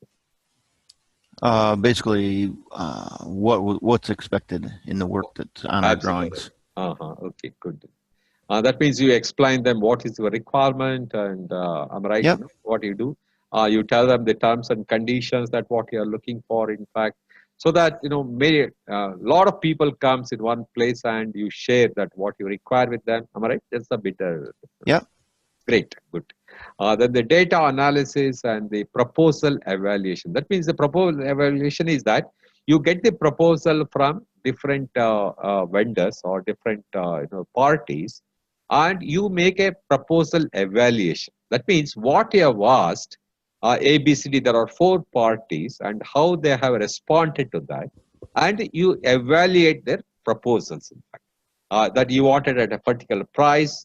Let us say that you want at this particular price, at this quality, at this period. These are your 3 requirements. You receive the 4 proposals. Are they meeting that expectation? Are they meeting that price? Are they meeting the delivery schedule? Are they meeting the quality that you have asked? It's all the proposal evaluation. Am I right? Correct? Yes, correct. So I'm sure, your organization, your legal people or your finance guy must be doing all these things. Yep. Correct? No? That's right. So that's great. So interpersonal and the team skills, which are very, very important. Again, you are dealing with people. It's a team management. It is the various stakeholders. So you should be really good in interpersonal and team skills. And then negotiation. What are the two important things when you negotiate, Mr. Raymond? What comes to your mind? Coming to an agreement between the two. Yeah. Making sure we agree on the prices, so we negotiate back and forth. Okay, good, great. Schedule. Yeah, schedule. Okay, great. I don't think of anything else right at the moment. You're absolutely right. What is the most important thing in any negotiation? It has to be a win-win situation. Okay, that's important. Because both the parties must be comfortable. Am I right? You agree? Yep. The seller or the service provider should be equally happy, in fact, to give a service. It cannot be a win-lose proposition. Everything as a buyer you exploit, and the service provider is a loser. Then do you think that contract or whatever service it will last long? No, am I right? Right. Correct. So negotiation should be always a win-win proposal for both the parties. That's number one. Number two is that you should be very, very transparent. All the information should be discussed in open. No facts should be hidden. Correct? You agree, no? Yeah, I agree. Yeah. So these two are very important. The one is the transparency. Second thing, it should be a win-win situation. Then only whatever the contracts or whatever relationship that you're trying to build, it will last long. Otherwise, what happens? It can be short-lived, in fact. And if it is lacking, that's where you get into a lot of legal issues. Correct? Am I right? No? Yes. If the negotiation is proper, then there will not be, I think the chances of getting into litigations is very minimal. In fact. So the negotiation, for example, you agree, you make the payment at this period. As a buyer, you also need to do that, am I right? That's also important, correct? Because you promise certain things and you don't pay him for 6 months. Then what happens? Goes legal. It goes legal. Or next time he will not provide you the service. Correct? Am I right? Right. And if it happens very frequently, what can happen is it will spread in the market that so-and-so company is not good. So-and-so company is a bad paymaster. Am I right? All those things, it spreads in the market, isn't it? Yep. So it can affect the company's reputation. It can affect the various things. So all these things are very critical when you negotiate. When you negotiate, whatever has been agreed, that has to be fulfilled from both the sides. And important thing is it has to be a win-win situation. And secondly, there should be a lot of transparency in the negotiation. You should not hide any facts.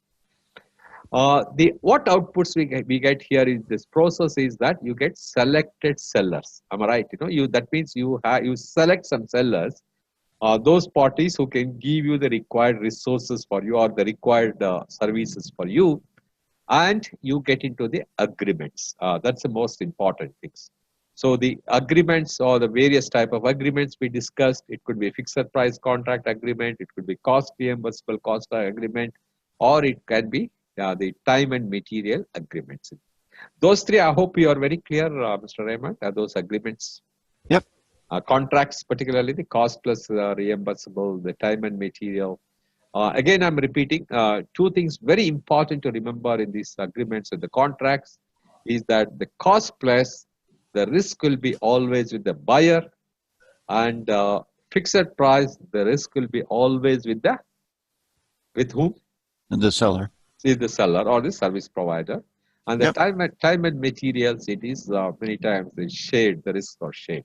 These are two things, important things you should always remember that. Then the change requests, the project management plan updates, requirements management plan, the quality management plan, all these things, the communication management plan, risk management plan, procurement management plan, the scope baseline, schedule baseline, cost baseline.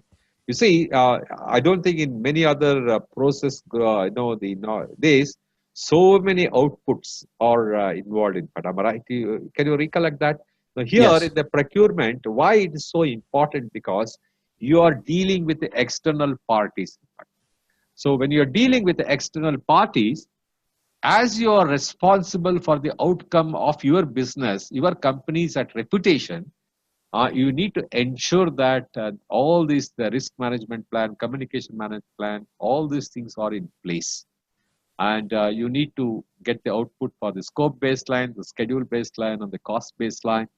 And the documents that needs to get updated here is the lessons learned register. Because that will give a lot and lots of information about how that vendor or the supplier has behaved, the services they have provided. So it needs to get updated all the time, and the requirement documentation should get updated, and the requirement traceability matrix should get updated, because the various service providers are there. So you need to know that which documents, which requirement that you get from that, and the resource calendars. This also should get updated. In fact, you agree with me, Norma, right? Because in any project there will be several service providers. Am I right? You agree? Correct? Yes. In a complex projects, on a bigger projects, let's say construction. When for example, when you get into the operation or anything, that there will be lot and lots of vendors or suppliers will be providing the services. So you need to have the resource calendars, which service provider is giving, when, how, which service they are providing, what equipments they are providing. So all that resource calendar is also very important thing. And is your risk register. Because as you get into contracts with more and more vendors, parallelly or proportionately, your risk also will go up, isn't it? Correct? You agree? No? Yes, I agree. Because every person added, there will be certain amount of risk also will get added there. So it's very important that the risk register also gets updated, and the stakeholder register, because every vendor or a new supplier will become a stakeholder for you. Am I right? Correct? You agree? Yep. Yep. So that stakeholder register also should get updated. And your organization process assets, which will also have the lessons learned, all those things should get updated. So the conduct procurement is one of the important, the process in the knowledge area, that how efficiently and how effectively you conduct the procurements, and that determines the success of your project. Correct? Any questions on this so far? No questions so far. I hope it's it's easy to follow this process, in fact. But yep. my humble request is try to remember some of these outputs of certain processes, particularly some of the important processes, so that you will remember that in case if some questions comes on ITTO, that is inputs, tools and techniques and outputs. So you need to, I don't advise you to by heart it or memorize it, but at the same time you need to know the flow of it. That's important. Mm-hmm. Got it? That's right. Yeah. So what are the procurement documents that we'll just visit those once again. Let's say, in fact, the procurement RFI is the request for information. Have you heard about this request for information anytime? Yes, we use it frequently. Oh, very great. That's good. Okay. And to collect the various strengths and capabilities of the suppliers or the vendors. So request for information. And IFB, invitation for bid, do you use? Yeah, we do an invitation for bid, but we don't use the IFB symbol. You don't use that, in fact? Okay. No. Oh, okay. That means, it's nothing but asking the vendors to do bid on a price where the work is already predefined by the buyer. That means your scope is very clear. You know exactly what you want. Then what you do is you ask for the invitation for bid. There are 5 sellers are there, let's say, in the market, and you ask them to give a bid for let's say you want to buy 10 computers. So your scope is clear and your work is very clear and it's a predefined. Then what you say is you ask for the invitation for a bid, that what price you are going to supply. Correct? Am I right? No? Yep. RFP, request for proposal. Do you use that? Yep, we do use that. You do use that. Well, great. So it's basically asking the vendors to submit a commercial proposal and how it would be done. That is the request for proposal. And request for quotation, I think that's also very popular. I think you must be doing it. Am I right? Yep. Yeah. Okay. Great. Request for proposal is typically a standard items of procurement or with a known vendor repeated order quotation is requested. In fact, particularly you have already selected some vendors and you ask for them to give a quotation. I need to buy 10 computers, or I need to buy 20 mobile phones, or I need to buy this equipment. So you give a quotation for that. Then the tender notice. Are you familiar with this tender notice? I'm not familiar with that one, no. This is basically tender notice for the government orders, work orders, in fact, where the work is already defined and the quality of the road. Let's say, in fact, road laying, let's see, is one of the projects that you want to take.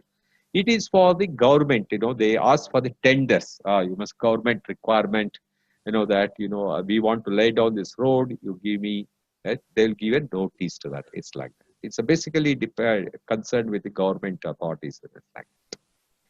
It's a tender, or it could be a large projects. In fact, sometimes they ask for the tender notice.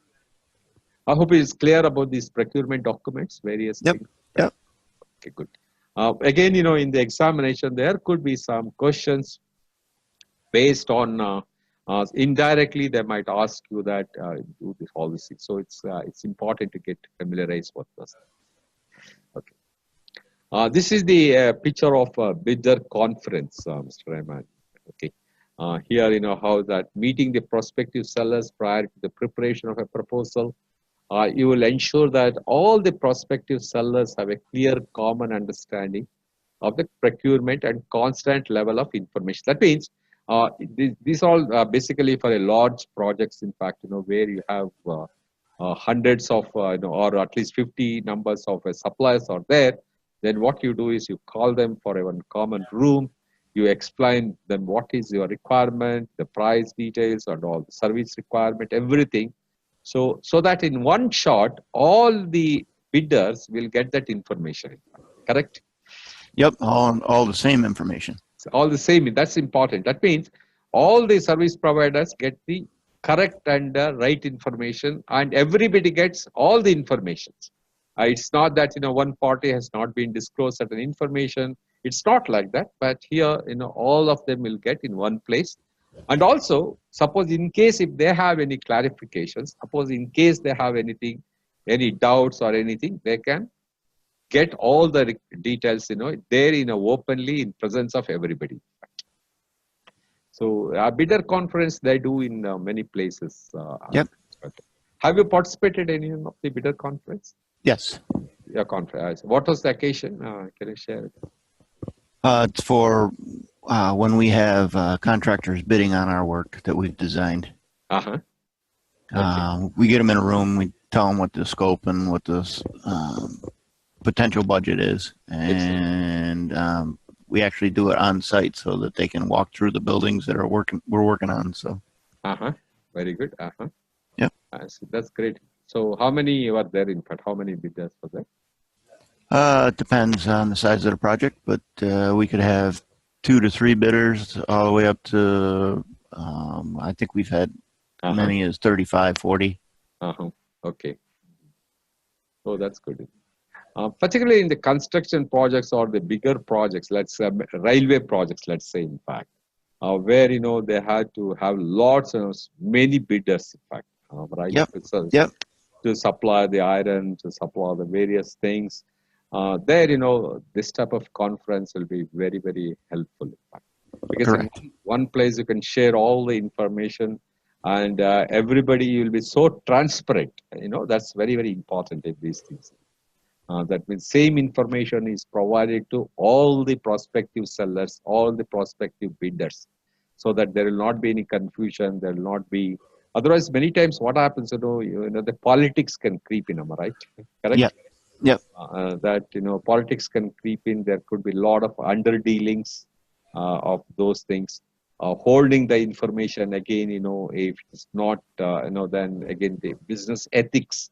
All those things can be questioned in these type of things. So, particularly in some of the countries or some of the things, this is a major hassle for the major projects here many times. But in US, I know that that you have a lot of controls, that transparency in business, in your dealings, and your auditing system is very good. So all those things are a lot of advantages there. But it is not so in many other places. Correct? You agree, no?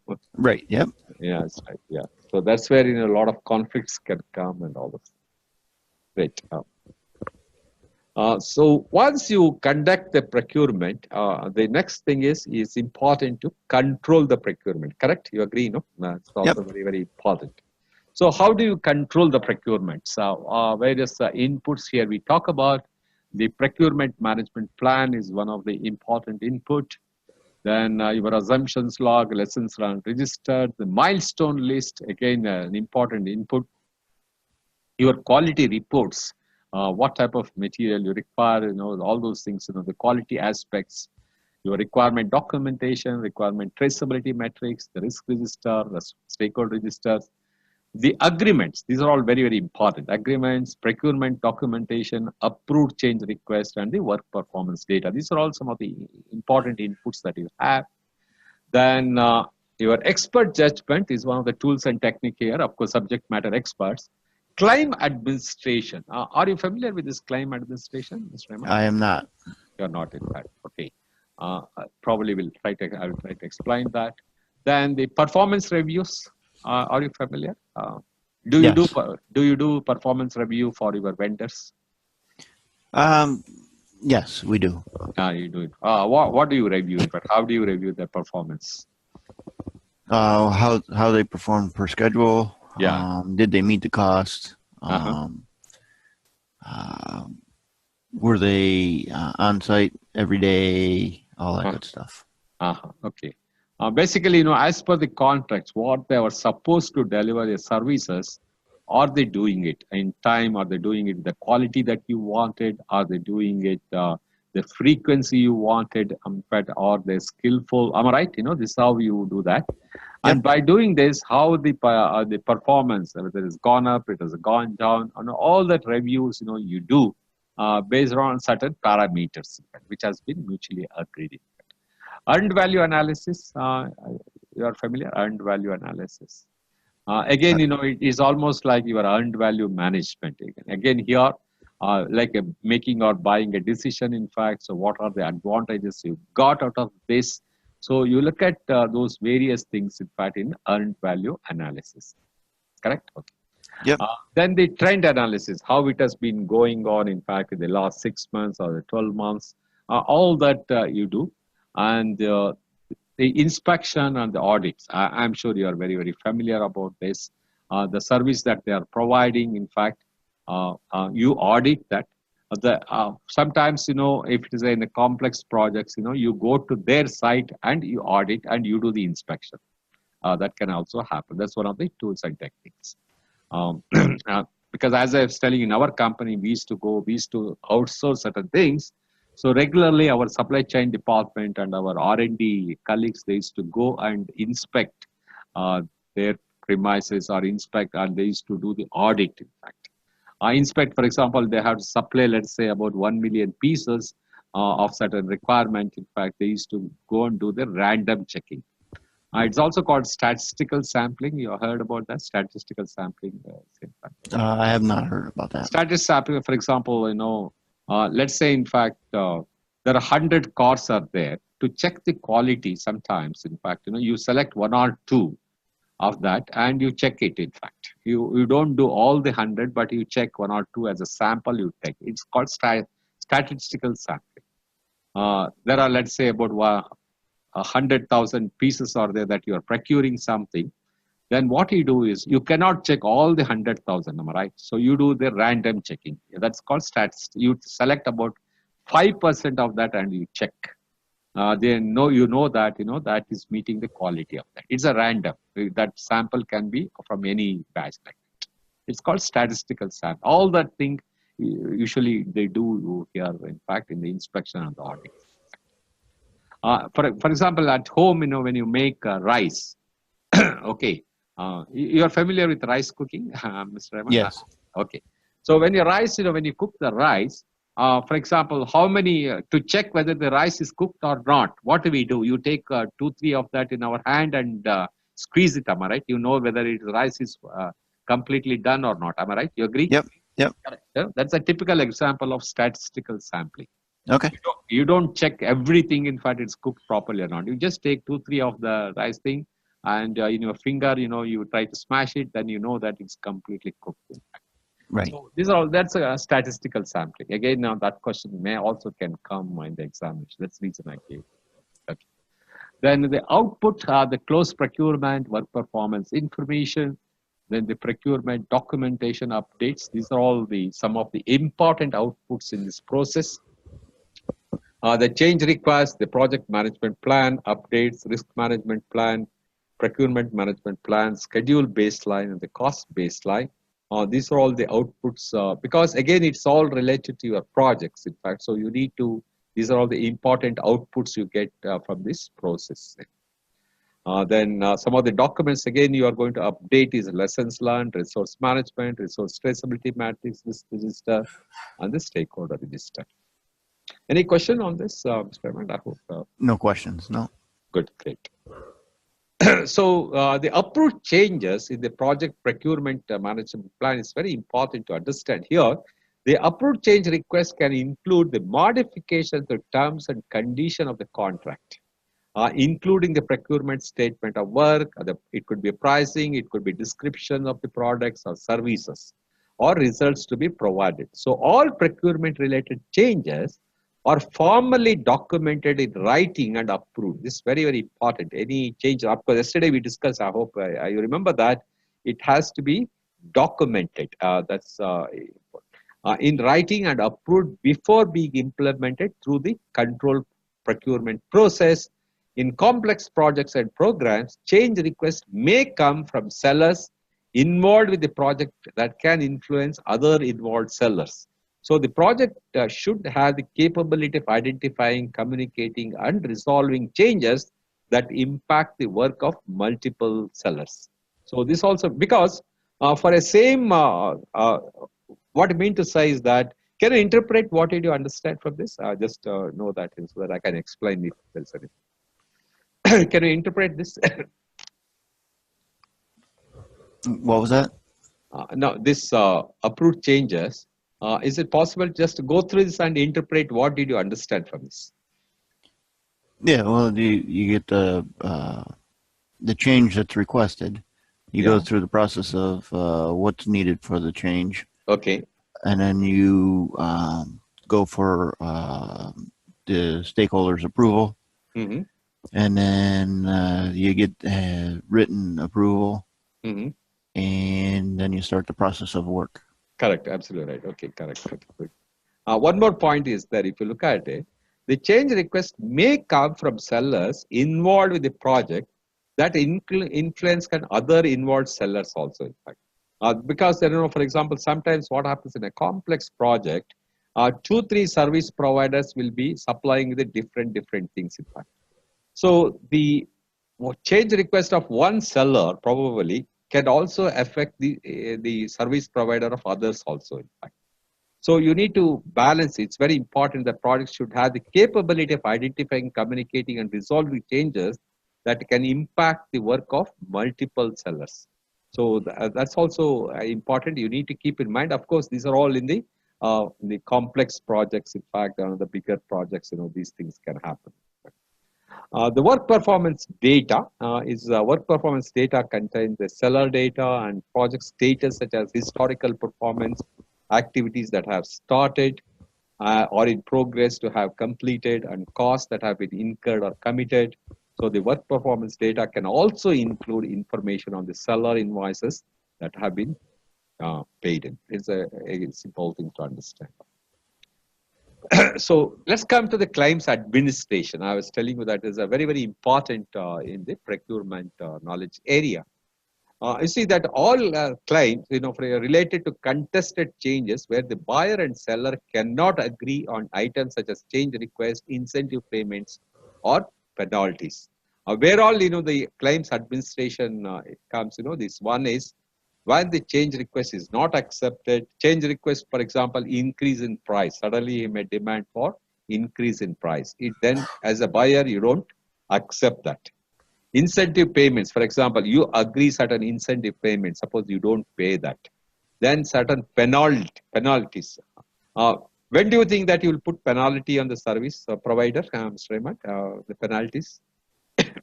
Penalties? Yeah. When we put them on a claim in administration? Yeah. That means, when he doesn't, for example, as a seller, if he doesn't give you the required service as agreed, am I right? Right. You try to put some penalty on them, am I right? Yeah, that would be more of a payment penalty, would be my guess. Absolutely right. The penalty. Same way, suppose as a buyer, you have agreed to pay him within 30 days time. Let us say, in fact, you make a settlement within 30 days. Suppose you as a company, they don't make that settlement. Then what a seller can do, he can opt for extra interest, am I right, for the delayed payment? Correct? Yes. Yeah. So all these things can become the claims or the dispute of appeals, in fact. This all comes under claims administration. So a resolution process is normally documented in the contract, and a settlement via negotiation is preferred. You see, ideally, when such issues comes up, the best thing is to go negotiate. Am I right? That is the first thing. You should sit across a table and you should discuss the various issues, what is happening, that and how you can solve those issues. In fact, amicably settlement is required. In fact, it is always preferred. In case if that agreement does not reach, whatever you are telling, the service provider is not agreeing, or whatever they are telling as a buyer, you are not agreeing, then you go for legal action.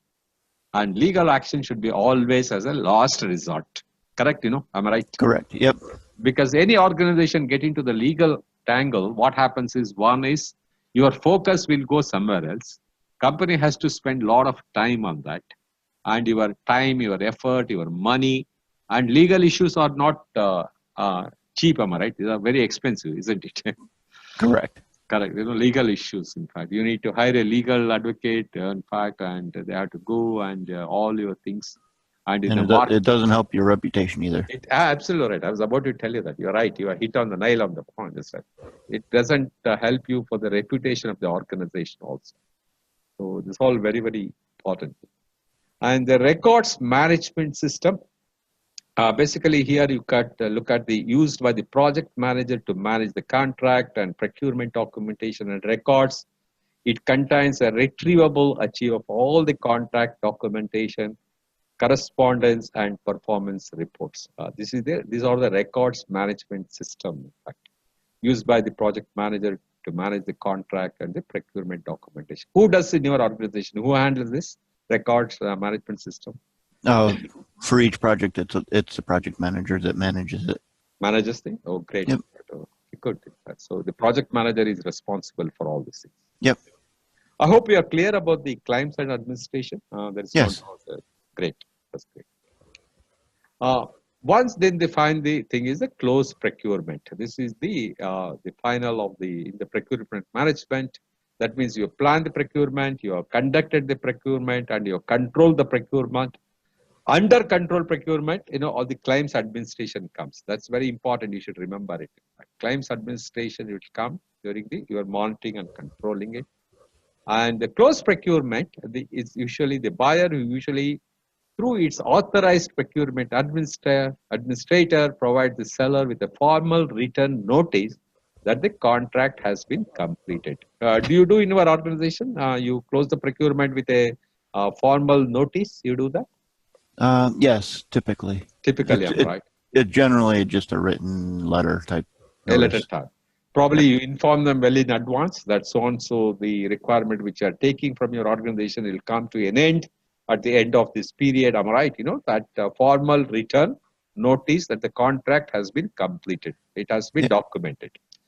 So the requirement for formal procurement closure are usually defined in the terms of conditions of the contracts that are included in the procurement management plan. That how we are going to close it, probably that clause is also clearly mentioned in the procurement management plan.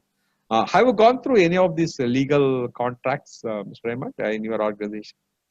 I've been through a couple of them. Just reviewing them. I haven't. Oh, heavier. Okay, good. Yeah. At least you are aware of what it contains all those things. Am I right? That's right. Yeah, well, we have to typically go back to them and make sure our deliverables and everything meet what's in the requirements. So. And who signs these contracts in your company? It's usually the principal. Principal, the head of the organization. Yep. And sometimes they authorize somebody to sign also. Correct. Sometimes they do, but not very often. Not in our organization, which I used to work. My managing director has given me permission because as the vice president, I was heading the sales and all marketing. So they have authorized me to sign some of these contracts. So it depends. It depends again the organization, your structure, your culture of the organization, and if the CEO or the managing director is sometimes busy or traveling, then what they will do is they will authorize either the head of the finance person or head of the sales and market, or depends. In fact, he can select whomever he wants. A senior manager can sign those things. Correct? Am I right? Correct. That's what happens. Typically, all deliverables should have been provided on time and meet technical and quality requirements. So there should be no outstanding claims. This is very, very important. Before you close the procurement contract, you should ensure that first the administrative closing should happen. I wanted to be very clear because there could be a question in the examination that which happens first? Is it the administration closure happens first or the procurement closure happens first? So always remember that before you close the procurement, your no outstanding claims or invoices and all final payments should have been made. That means this all comes under claims administration. Correct? Am I right? No? Correct. Yep. So the project management team should have approved all the deliverables prior to closure. That means administratively, first you must close it before you close the procurement contract. In fact, you kindly remember that. That's very, very important. That means you have to settle all the claims. There should not be any outstandings. There should not be any disputes. You close all those things, then you close the procurement. I think the same thing your company, your organization also must be doing it. Yep. Correct? Yep. Great. Okay. Then you do the work performance information. The work performance information is another output here. The work performance information includes the information on how a seller is performing by comparing the deliverables received in technical performance achieved and the cost incurred and accepted against the statement of work budget for the work performed. These are all the part of the work performance information. This will also help you to do your monitor or the analyze the performance of your vendors also. So some of the key points here, a contract is mutually binding agreement that obligates the seller to provide the specified products, services, or results, and obligates the buyer to provide the monetary or other valuable consideration in return. So here in a centralized contracting, a single contract manager handles. Are you familiar with these two things, centralized contracts and the decentralized contracting? I am not familiar with centralized and decentralized now. Okay. You see, I try to explain that in the complex projects, as I told you, there are some projectized organization where that organ like L&T, for example, you heard about L&T, I'm sure, in Punjab, right? In such, they are all mega big projectized organization. Those organizations, there will be several projects will be running at the same time in different places. In the projectized environment, the company will be running around 15 to 20 projects. So in such big companies, you will have a centralized manager, in fact, a contract manager who signs all the contracts of various documents or various contracts, in fact. Okay. So that means, he does all those things at a center, at head office for the multiple projects. Whereas in a decentralized contracting, a contract manager assigned to a project full time. In a decentralized, for example, you are handling certain projects. That project, that contractor will be, he will be under you, in fact, for the projects that you are handling. In fact. That is the difference: centralized contract and decentralized contract. Got it? Yep. That's right. A contract manager is assigned to a project full time and reports to the project manager. Whereas in the central contracts, what happens, he will not be reporting to the particular project manager, but he will be reporting to the project management office. PMO could be, or it could be a sponsor, so that under one thing, he will be running the various projects. That's the difference between a centralized and decentralized. What are the advantages here? In a decentralized project, I know that he'll be totally dedicated, that contract man. Whereas in the centralized, he will be shared by among the many projects. So his availability could be an issue. Am I right? That can happen actually. All the time as a project manager you require, he may not be available at that time you may require it. So these are all some of the advantages, and there could be some disadvantages also. The three types of contracts, I'm sure you're now you got familiarized with that. The cost reimbursable, cost plus time and materials, and unit price and the fixed price, or the lump sum contracts. You got those things, hang of those things, Mr. Raymond? Oh, yep. You're clear about, there is no confusion about those things. No. Because again, at least two questions can come with various contracts and the risk level and those things. So I request you to get familiarized with those. Yep. Then the project procurement management includes the processes necessary to purchase or acquire products. That is the make or buy decision, in fact. I hope that's also clear. Make or buy decisions, I'm sure you will. Yep. Yeah. Great. There are three project procurement management processes. They are plan procurement, management, conduct procurement, and control procurement. Great. So that concludes, I think, the procurement management. Okay. Now it's the examination time. Okay. Your favorite, I'm sure. You like that. Great. Yep. Okay. Let's see. Once signed a contract is legally binding unless one party is unable to perform, one party is unable to finance this part of the work. It is a violation of applicable law, and it is declared null and void by either party's legal counsel. So what should be? Once signed a contract is legally binding. You need to understand unless. That is a catchword here. Yep. Yep. Okay. What could be the right answer? It is in violation of applicable law. Great. You got it, in fact. You're right, 100%. Let's see. Nothing else breaks it unless you're breaking the law, one or the other. Pardon me? Sorry? Nothing else can break the binding agreement unless you're breaking the law. Law, absolutely. You are right, absolutely. I must really appreciate your business sense and your, absolutely right. Yeah, I really appreciate it. Please accept my appreciation for that. It's good. Yep. That's very good. Then the next question is, with a clear procurement statement of work, a seller completes the work as specified, but the buyer is not pleased with the results. So the contract is considered to be what? Incomplete. B. Incomplete? You think so? Yeah, well, he's going to have to, the seller's going to have to go back and make it to meet the results, to meet the buyer's pleasure. Did you read this clear? For example, with a clear procurement statement of work, a seller completes the work as specified. He has done whatever he wants, he has provided. But the buyer is not pleased with the results.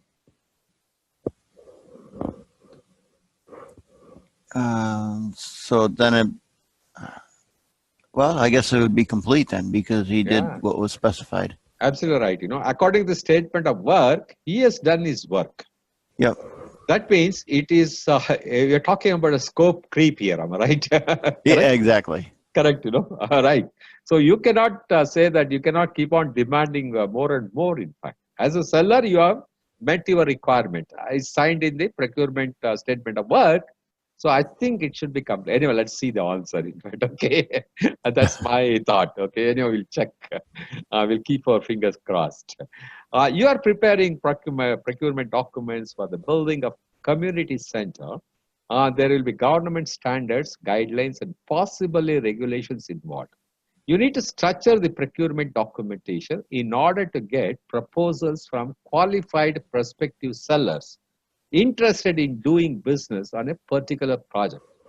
All the following statements concerning the procurement documents are correct, except Well-designed procurement documents can simplify the comparison of responses. Procurement documents must be rigorous with little flexibility to allow consideration of seller suggestions. And in general, procurement documents should not include selection criteria. Well-designed procurement documents do not include a procurement statement of work. What's your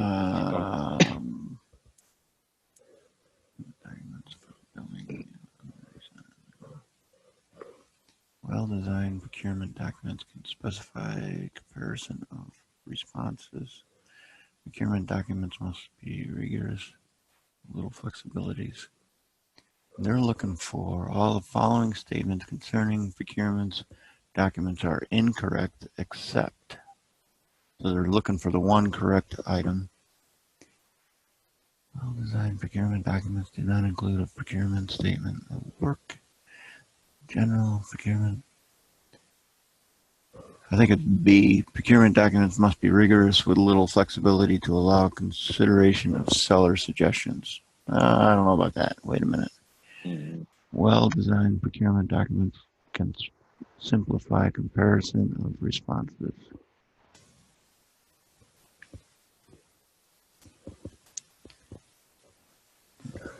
I would say A. Well-designed procurement documents can simplify comparison of responses. I also think so. It should be A, in fact. Correct. Because all the other three are correct, in fact. The procurement document must be rigorous with little flexibility to allow consideration of seller. In general, procurement documents should not include a selection criteria. For example, well-designed procurement documents do not include a procurement statement, in fact. These three are all incorrect. Am I right? You agree, no? Yep.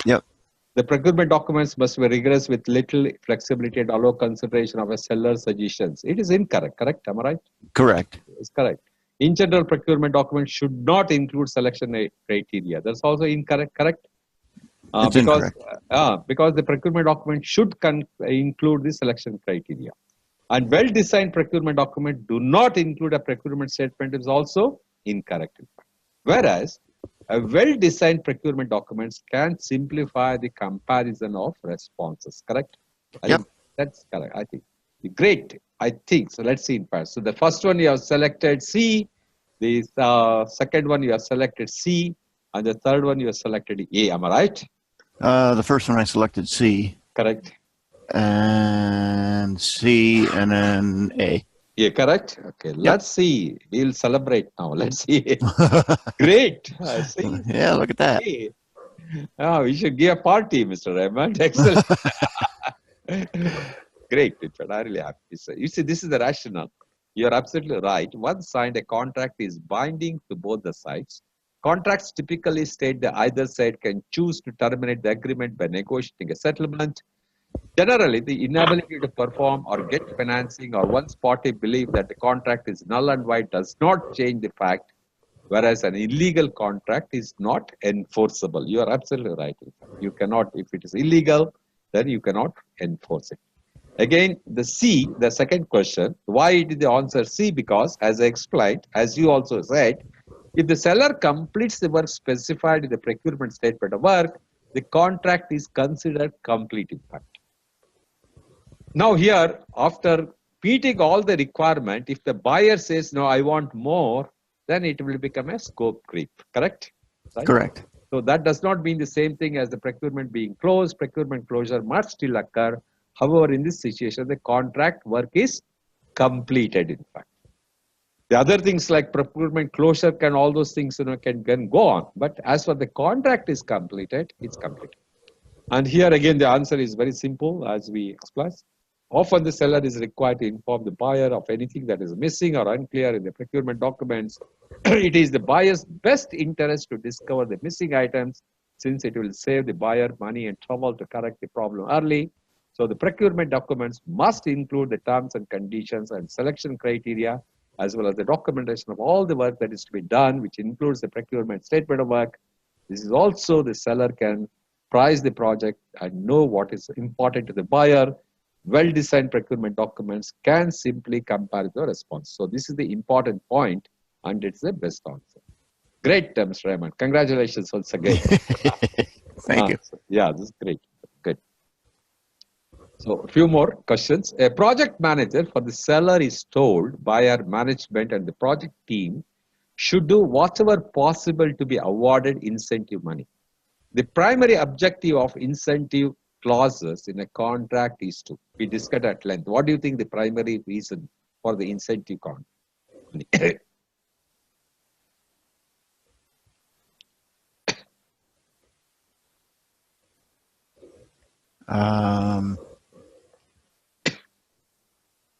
Project manager for the seller is told by our management that project team should do whatever possible to be awarded incentive money. Primary objective of incentive clauses in a contract is to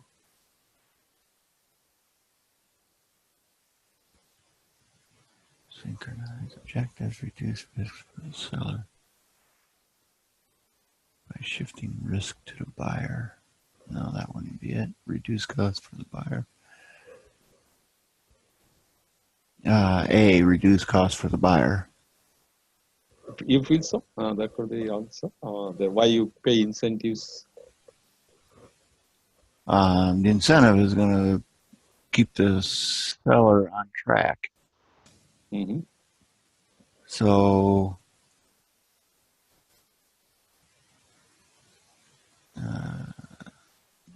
help the seller control costs, I guess, would be B. Would be okay. Would probably be a better answer. We'll look at it. You want to just give one more shot? Just to go through.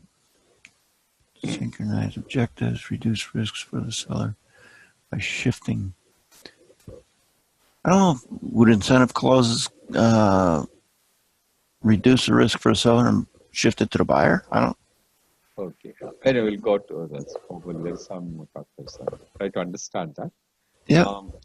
I think the answer should be C because basically the incentive clause is to meet the objectives. Am I right? Both the buyer and in fact. So okay. Yep. It synchronizes the objectives. Am I right? No, that's okay. the reason, that's the reason you are giving the incentive. I think that should be the right answer. Anyway, okay. All right. A routine audit of a cost reimbursable contract determines that overcharges are being made. If the contract does not specify the corrective action, the buyer should, what are the options? Continue to make the project payments, halt payments until the problem is corrected, void the contract and start legal action to recover overpayments, or change the contract to require more frequent audits.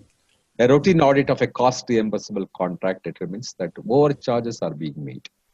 So if the contract does not specify the correct action, that is the catch there. If the contract does not specify the correct action, when you do the audit, you have found out that the contract they have done some extra cost charges, overcharges are being made. Again, it's a very tricky and ethical question. Yep. Something like that. Void the contract and start legal actions. That would be last resort. Change the contract to require more frequent audits. I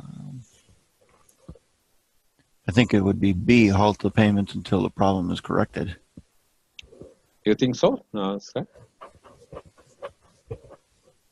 I mean, you can continue to make the project payments. The catch is here. Contract does not specify corrective actions. So you would continue to make the project payments. I think so. I know that's I'm right. I think so. Let's see. Right. Okay. Yep. So the two answer is the first one is C, and the second one should be A. Let's look at it. Okay. Okay. All right. Incentives are meant to bring the objectives of the seller in line with those of the buyer. So both are working towards the same objective. So I think C is the correct answer. Synchronize the objectives. Correct? No, that is. Yep. That's why you pay the incentive. The next question is, of course, this got repeated here.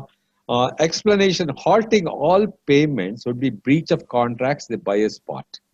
So that is, you need to eliminate that. Voiding and contract and beginning legal action is too severe and cannot be done unilaterally. You cannot take immediately a legal action. So that's ruled out. Changing the contract to require more frequent audits does not solve the problem presented. Am I right? So a choice that halt payments on the disputed amount would be probably the best answer, but it is not offered. That's the catch here. You are absolutely right. The best option is actually you halt the payment. I know that should have been the best answer, but this is not in the contract. It is not provided. It's not specified. Correct action is not mentioned. Because of that, the best choice available to continue to make payments while working to resolve the issue. That is the, in this scenario, that is the better answer or the best choice. Yeah. You got it, the rational. Yep. Yep. So just to tell you that, any questions where they give you 4 answers, 2 will be, you can straight away rule out. In fact, many times it will not make any sense at all. No, most of the answers you can go through that, it's like that, it doesn't make any sense. Yep. But you will have 2 answers which are very close to each other. Okay.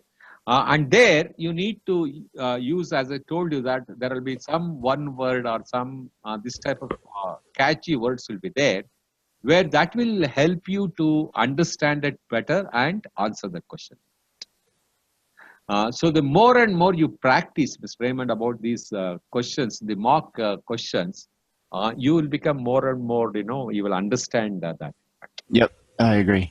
Yeah, no, that's right. So that's one of the reason I've been requesting that, try to do at least about 7 to 8 mock exams before. So and mock exams, and also start scoring at least 75% minimum. Okay. Yep. Once you do that, once you start scoring at least out of 200 questions, if you answer about 160, 170 questions, then you become very, very confident to face the examination. That's very important. Do you think this success is useful, what we are going through? Yes, I agree. Yep. Yeah. So that's one of the reasons I'm trying to spend a little time on these things so that you can understand. As I was telling you that there are certain questions, to read this question itself, if you have a stopwatch, it will take at least 30 to 35 seconds. Am I right? Right. Sometimes to read the question and read the 4 answers, it will take you at least 35-40 seconds, and you are left with another 25 seconds. Because maximum per question, you will have about 65 or 66 seconds. Yeah. So that's one of the reasons I'm harping on that. I'm repeating that. This mathematical question, these straightforward questions, you try to answer it in a much, much faster. And for that, you should remember the formulas, you should remember the sequences, and all those things are very important. For example, in schedule management, we're talking about the critical method. We are talking about the 4 relationship. You remember the first start to start, start to finish, finish to start. And you start practicing those things with different examples. So once you do that, what happens, the moment they ask you for the relationship, it will strike your mind which is the right answer. In fact. It could be even the leads and lags, for example. They will ask you in a different way. They'll give you 4 options. Sometimes it will be confusing.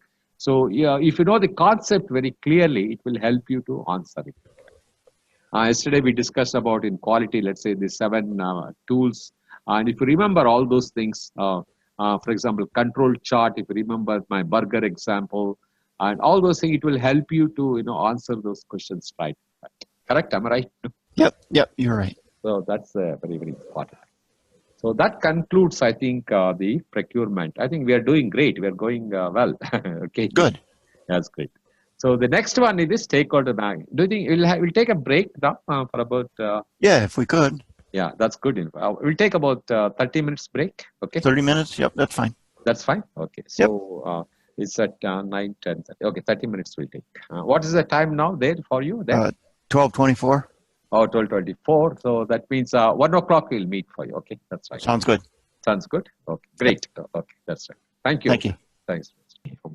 So far, any questions, Raymond, on procurement or which we covered, or the risk management? No questions at this point. At this point, okay, great. Okay. So we'll come to the last digit of that mobile number, that is 4, am I right?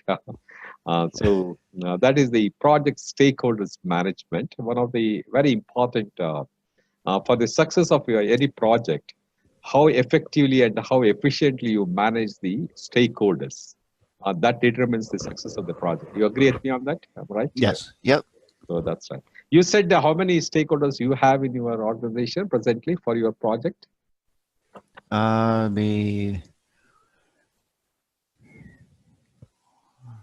4 in-house and then whatever's outbound of the office. Okay. Now, how do you assess the stakeholder? Of course, in your case, it's all, I know that most of the internal stakeholders and your customers. But generally, what do you think that how we should map the stakeholders? How do we define a stakeholder? Stakeholders, anybody that's got basically a stake in the project, which would be in office would be the CEO, the principals, myself as a project manager. Correct, absolutely right. And then the team members. They should all be stakeholders. That makes them work better. And then outbound, it would be the owner, contractors, all that good stuff. Absolutely right. Even customer, even external stakeholders. They're the important one. And sometimes your government authorities could be a stakeholder. Am I right? I agree with that. Yep. We do deal with the government as for the school projects with approvals and that. So. Yeah. Even community sometimes could be a stakeholder. For example, you're doing outside projects, the nearby community or the people who are staying near that project also could be a stakeholder. Yep, the users of the buildings, all that good stuff. All the buildings. So I was giving an example of the birthday party, am I right? You remember that your neighbor house is also could be a stakeholder, correct? Yep. So because the noise you make, for example, during a birthday party, so unless your neighbors are also informed or the part of that you take them into confidence, they can create problems, correct? Yep. So they can easily dial 911 and create a nuisance, correct? So the stakeholder management, the identification of stakeholders is very, very critical. And unless you identify all the stakeholders, and if you don't manage them well, if you don't engage them well, they can create problems for the project. Correct? Am I right? Yep. So with that perspective, let's try to understand the stakeholders management a little more in detail.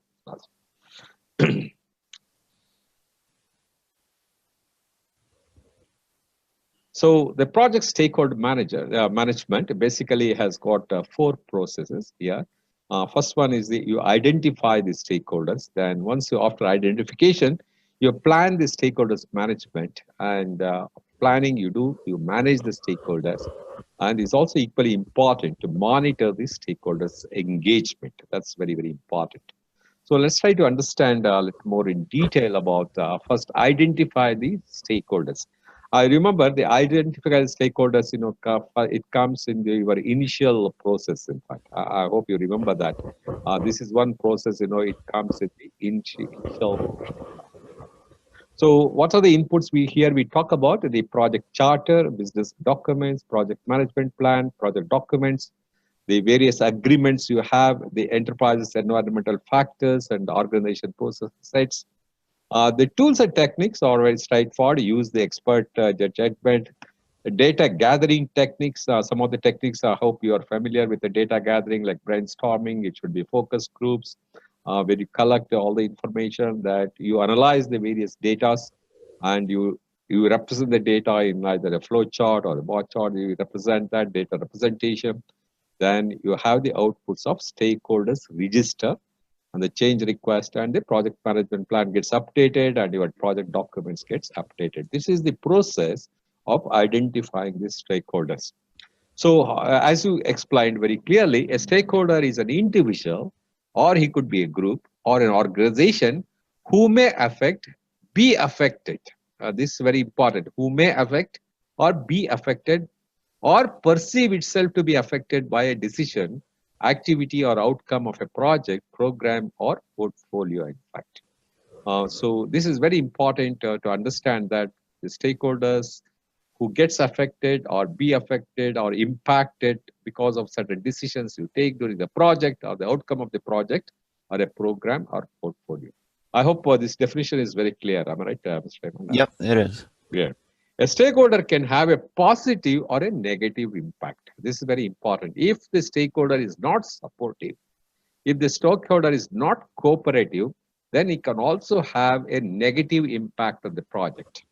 Whereas if a stakeholder is, for example, supportive and if he's always on the project, he can have a positive impact.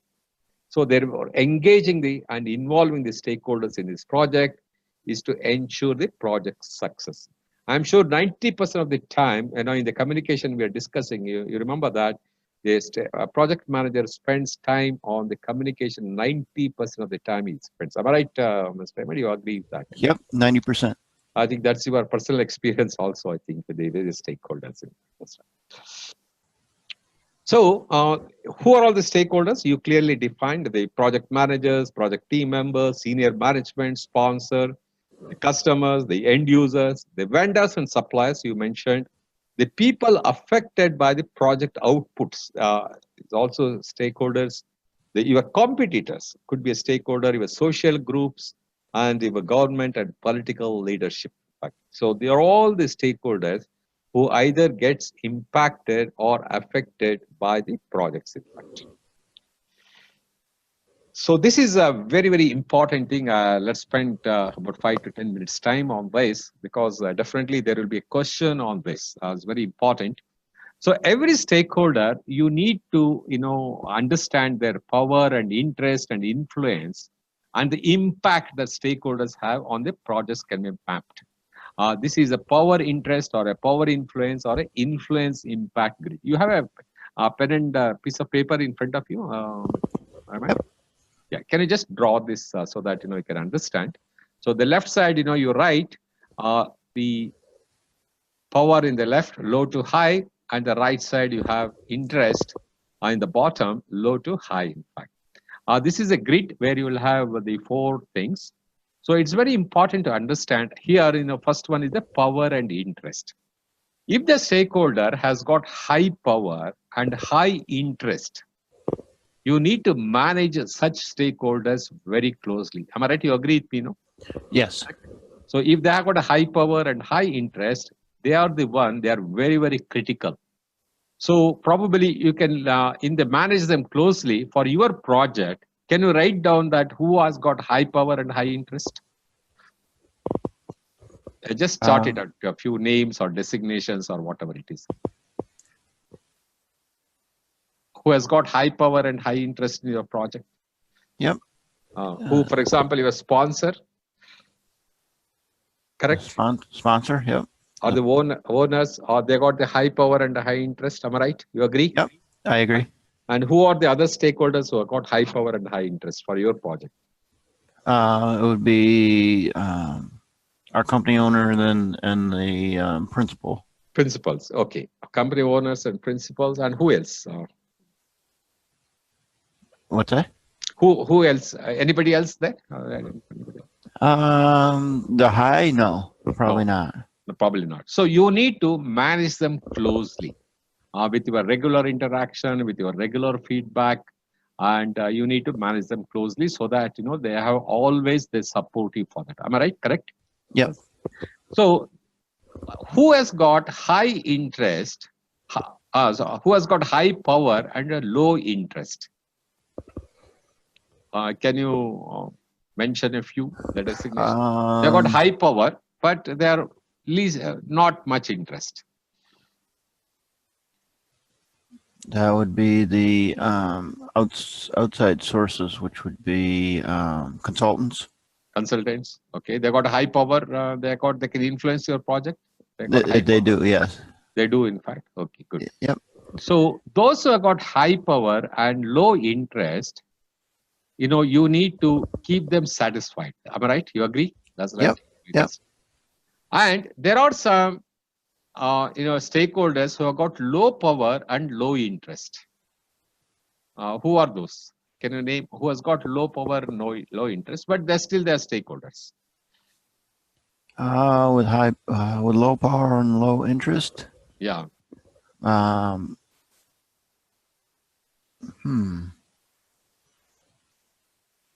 don't know who that would be on our projects. I don't know who that would be. Don't know. So probably sometimes they may not be there, that who doesn't have interest or who doesn't have power. So in case if you find them like that, you need to monitor them. That's all in fact. So that suddenly their power should not increase or suddenly they should not have high interest on the projects. Okay. So you can just keep watching them, keep monitoring them.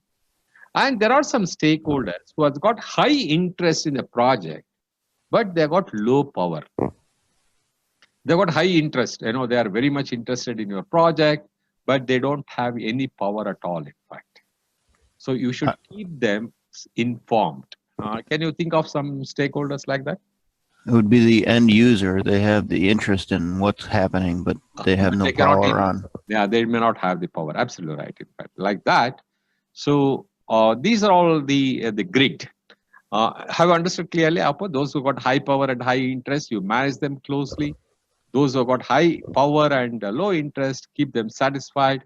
Those who got high interest and low power, keep them informed.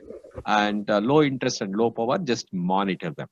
The same thing applies for power and influence also. Okay. There are some stakeholders who got high power and they can influence your project high. Such stakeholders, again, you need to manage them closely. Some stakeholders have got high power and they got low influence. They cannot influence the project. Then probably you need to keep them informed. Then somebody has got high influence, but they don't have any power. You keep them informed. Then if they got low influence and low power, you just monitor them. So there are 4 things here in the top. You can see the power, interest, power, influence, and influence, impact, grid. This is what you need to manage your stakeholders. Is it clear, Mr. Raymond, on this? Yep, it is. So just practice it 2-3 times for all this combination: power, influence, power, interest, power, impact. So that you get familiarized with that. Remember, because in the examination again there will be a question: if the stakeholders has got low power and low interest, or low power and high interest, how do you manage them? So if you know the concept, high power, high interest, manage them closely. High power and, for example, high interest and low power, keep them informed. And if they got high interest and low power, what is the thing you should do? So this is very important. This grid, 99% there will be one question on this, in fact. So I just wanted to be familiar with that. Okay, is it clear? Yeah, great. Yep. So there is one more model: a silence, urgency, legitimacy, power, urgency, and legitimacy model. It's also known as, for example, silence model. That means here the power is the ability to impose their will. Urgency is a need for immediate action, and legitimacy is appropriateness of their involvement. There are certain who legitimately they are involved in that. In fact, and they got urgency for that, and the power, the ability to impose. This is called silence model. So that silence model describes the classes of stakeholders based on power, urgency, and legitimacy. Here again, a question might be there that silence model in the stakeholders management is what? So probably they will give you these 3 options: power, these 3 power, urgencies, legitimacy. They will also give you a few other examples, dummy examples. So you need to understand that as the silence model comes, immediately you should think of power, urgency, and legitimacy. So practicing creating a power grid for business scenario to understand the level of engagement a project manager needs to maintain with various stakeholders. I hope these 2 are very clear, Mr. Raymond. Yep. Great. Good. The next one is the stakeholders engagement assessment metrics. Here, all the stakeholders, for example, in your company, you can put them in these various things. Stakeholder engagement assessment matrix helps in visualizing the current and desired states of stakeholders' involvement in a project. You see, there are some stakeholders who are unaware. Stakeholder is not aware of the project and its impact. There are also certain stakeholders will be like that. There are some stakeholders who are resistant. The stakeholder is aware of the impact and is resistant to change. In fact, they are the most dangerous one, am I right? You agree? Yep. Yeah. So they are resistant. You should know who are these people. Next one is there are some stakeholders, they are neutral. Stakeholder is aware of the project, but is neither supportive nor resistant. They are neutral always. They know what is happening, but they will neither support you nor they will oppose it. But they are in the neutral.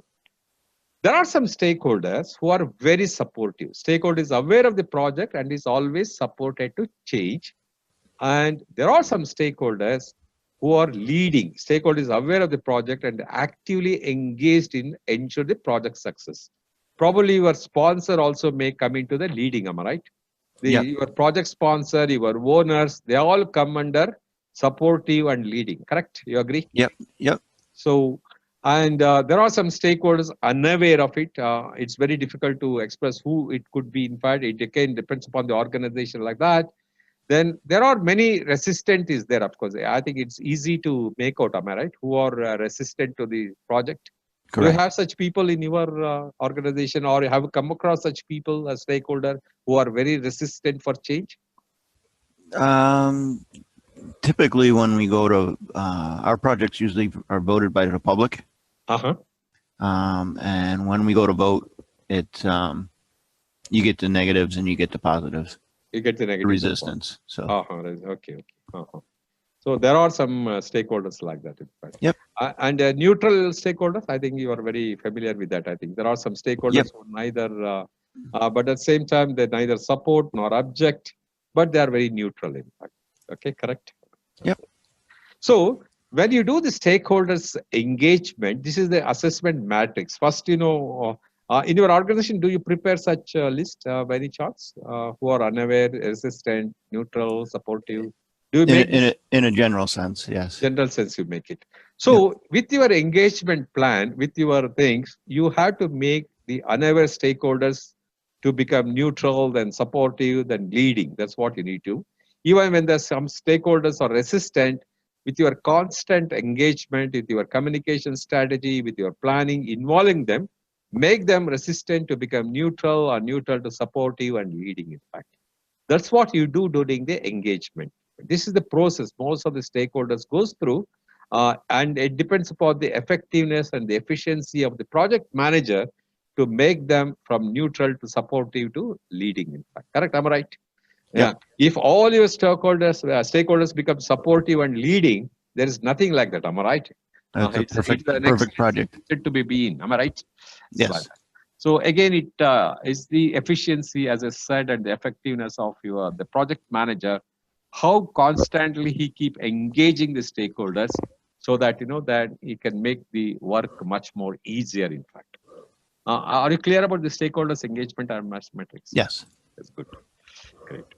So here is the normally we used to prepare in our company a chart like this. Of course, sometimes you need not tell them. When you prepare this, you don't go and tell the stakeholder that you are unaware or resistant. Am I right? Do we go and tell? No, am I right? we don't do that.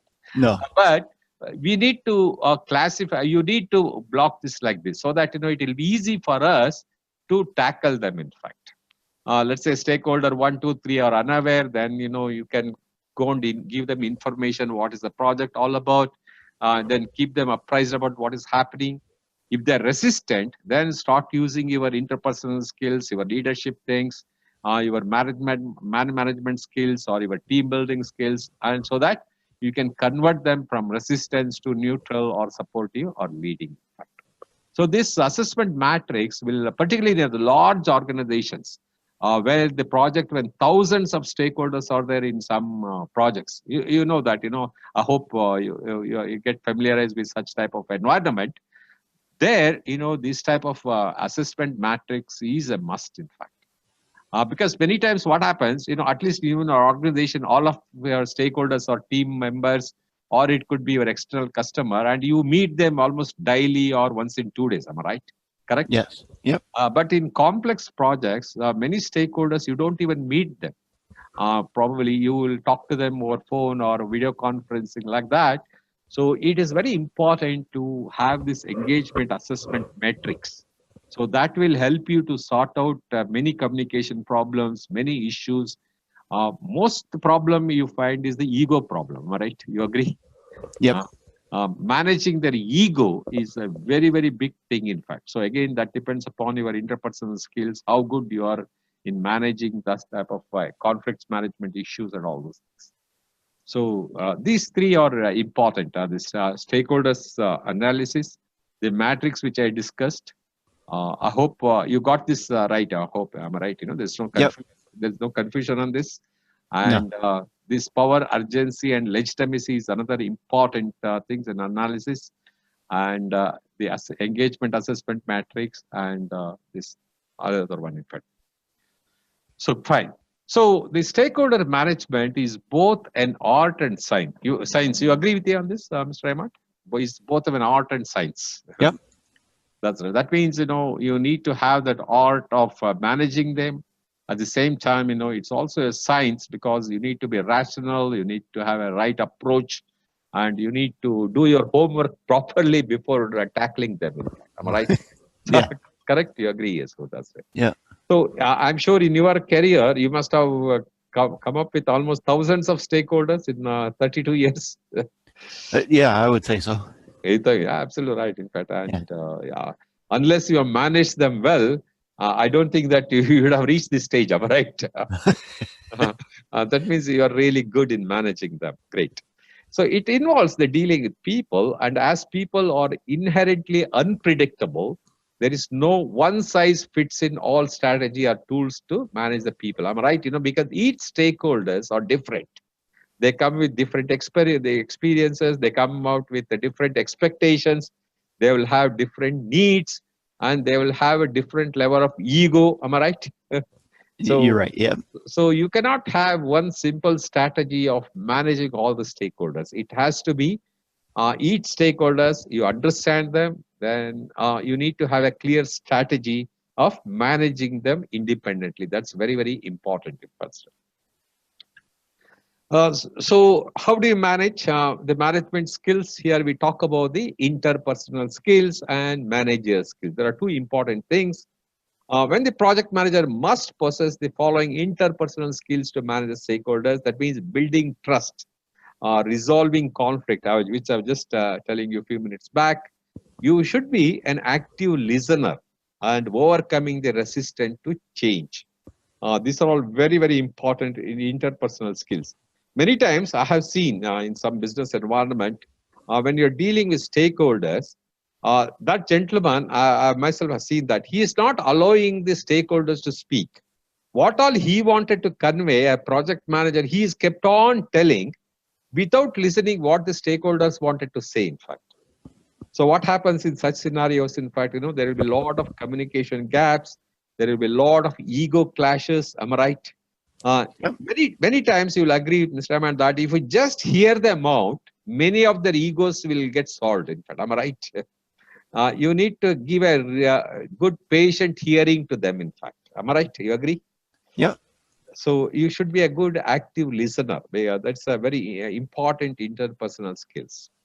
Then what are the managerial skills we talk about here? The project manager has to use the managerial skills to accomplish, like facilitate consensus, influence people, negotiate agreement, and modify organization behavior itself, in fact. You're familiar with the facilitate consensus, Mr. Arapan, I hope? A little bit. How do you do that? How do you, for example, can you give an example? How do you facilitate consensus? Consensus is just talking to the stakeholder and finding out their concerns and on each side. So, okay. One more thing, let's say there are about 5 stakeholders are there, and out of that, 3 of them are supportive and 2 of them are not supportive, for example, or 2 of them are resistant. So what you need to do is you need to bring them together and you facilitate the process. You make, for example, these 3 stakeholders who are very supportive, make them to speak. Why? What is the importance of this project? Why they think that this project is useful for the organization? This project is useful for various reasons. So when they start talking in presence of those who are not so supportive, in the process, they will also get convinced that they also need to support the project. So it's all facilitating technique. In fact, you call them, create a good atmosphere, make them these people to speak on those things, or you also present it. So this is one. This is how you facilitate the consensus. You influence people with your managerial skill, with your leadership skills, with your subject matter expert skills, and you negotiate the agreements. Negotiate agreements is basically, you talk about, it has to be a win-win situation. Here the agreement is not a contract or anything, but here we are talking about negotiate agreements. So make them to agree what you want to do in the project, how you negotiate, by, again, it has to be a win-win situation, make them convinced. So that's how we should negotiate. Modify organization behavior. Sometimes, organization culture, sometimes organization, how the structure and all those things. If it is required, you look at those things also. And these are all some of the traits that these project managers should have and should demonstrate while managing the stakeholder. Do you agree on this, Mr. Rahman? Yep. You want to add anything more to this? No, I don't think so. You don't think so? Okay, great. Okay. So once you do that, every project has stakeholders who are impacted or can impact the project in a positive or a negative way. In India, I have heard about this Bhopal. There was a tragedy happened. The Union Carbide problem. Did you, by any chance, you hear that? No. No. No, in fact. Okay, this happened almost about 25 years back. The Union Carbide company who makes Everest batteries. You remember? Yeah.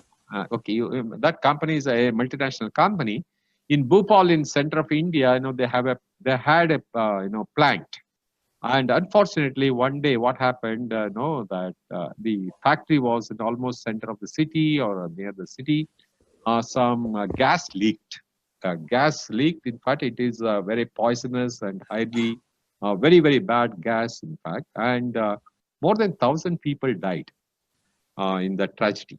And even today, even after 20 years, because of that, the gas leaking, the surrounding people, some of them are still suffering from various diseases and various, the physical deformities like that.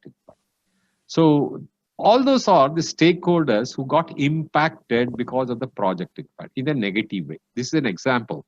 Even though they're not working in the factory, even though they're not, but they're all staying near the factory, also got impacted or affected because of the tragedy. So that's how when you define the stakeholders, this is a broader sense of the stakeholders identification. So identify the stakeholders, the process of identifying the project's stakeholders regularly and analyzing and documenting the relevant information regarding their interest, their involvement, interdependencies, influence, and potential impact on the project success. So this is a very, very important thing. When you list out, I gave you another example of your birthday party, the identification of the stakeholders, neighbors is also very critical for you, the success of a birthday party at home, in fact. Am I right? You agree on that? Yes. Yep. So like that, you need to keep those factors in mind when you're identifying the stakeholders. Because if you don't identify the stakeholders in the beginning or during the process of the project, just because, again, the ego problem will come, just they know that, I have not been recognized, they can create problem for the project. Correct? You agree? No? Yep. It's like that. So, and the stakeholders identification is a continuous process also. Like we are discussing in the procurement management plan, that any additional vendor or the service provider can become even another additional stakeholder, in fact. So it's like that. So it's a continuous process. It is not just one-time exercise. You have to keep on updating the stakeholders register, and you have to keep on upgrading that also, that influence, interest on the parameters. Also, again, you need to keep on updating their impact. Correct? You agree, Mr. Rahman, on that?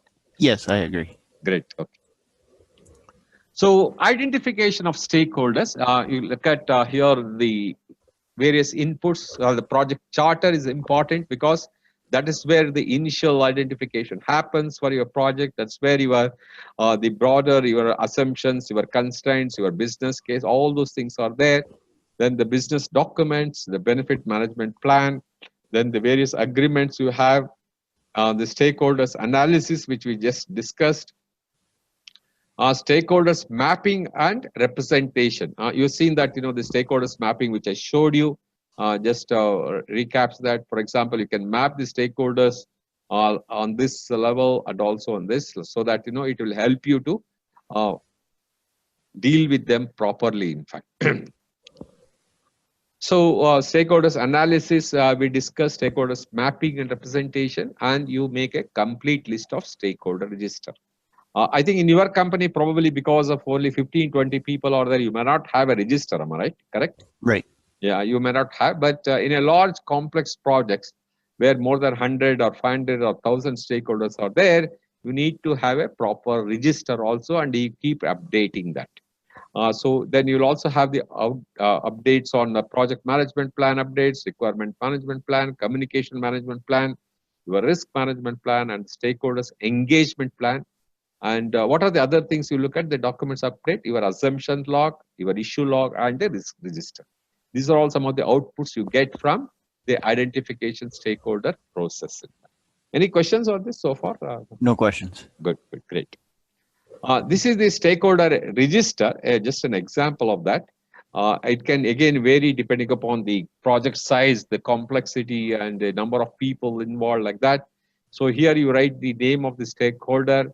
You write the project phase also, different phases. You write the project name, phase during planning, who are all the stakeholders, during execution, who are the stakeholders, during monitoring and control, who are the stakeholders, and during closing, who are the stakeholders. So you write each project phase, and the respective stakeholders. Here is the name of the stakeholder. You write the role, which department, role in the project, what they do, like that, and type of stakeholders, type of communication. Some stakeholders, probably, you have to tell them orally. You have to go and meet in person. Your sponsor, probably, he expects you to go and talk to him direct one-to-one and apprise him of the project. Am I right? Sometimes. Yep. There are certain stakeholders, they say, you send me an email. That's enough for me. In fact, you keep me informed. Certain stakeholders, they say that you send me an email, then you will also talk to me and apprise me over telephone or over mobile, they may say, in fact. So all those type of communication and their expectation, you need to put it here, in fact. So John Judkis is like the project manager, his role, in fact, and all this information. I think it's a simple, straightforward register, am I right? Yes, it is. Again, you can customize it according to your requirement, according to your various needs. So once you identify the stakeholders, you need to plan the stakeholders engagement. So how do you do that here? The planned stakeholder engagement is the process of developing approaches to the involved project stakeholders based on the needs, expectation, interest, and potential impact on the project. So this is where, which I discussed you, that the grid, the high power, high interest, low power, low interest, or high interest, low power, in fact, according to their needs, expectation, interest, and potential impact on the project, you need to plan a strategy for that. So once you identify the stalker, you need to plan the stakeholders engagement. So how do we do that here? The inputs are the same, project charter. Here we talk about the issue log. Is there any issues pertaining to the stakeholders? So you also maintain that issue log, then the agreements. Here, stakeholder engagement assessment metrics, which I explained to you, in fact. Just to recap once again, this is the stakeholders engagement metrics, so that, you will put them according to their unaware, resistant, neutral, and supportive, and leading. You put the various stakeholders there. And what you get is an output is the stakeholders engagement plan. Correct? Okay. This is the stakeholders engagement, just an example. Again, you can customize it according to your requirement, according to various other things. So here, for example, stakeholders, organization group, here the various government, political, commercial, NGO, and others, or international NGOs. These are the various stakeholders or group. Potential role in the activity, in fact, you can again put them. Then engagement strategy, how will you engage the stakeholders in the activity? You will have the plan for that. then follow-up or strategy plans for feedback or continued involvement. This is a project, for example, in the large, complex commercial projects where you have external government, their officials, the political leaders, in fact, the commercial thing, the NGOs, non-government organization bodies, and other civil society and international, and probably it's a mega project where a lot of these external environmental factors comes. This is how you engage them. This may not be applicable for projects like yours, am I right, Mr. Rahman? You agree? Correct. Correct. Great. Okay.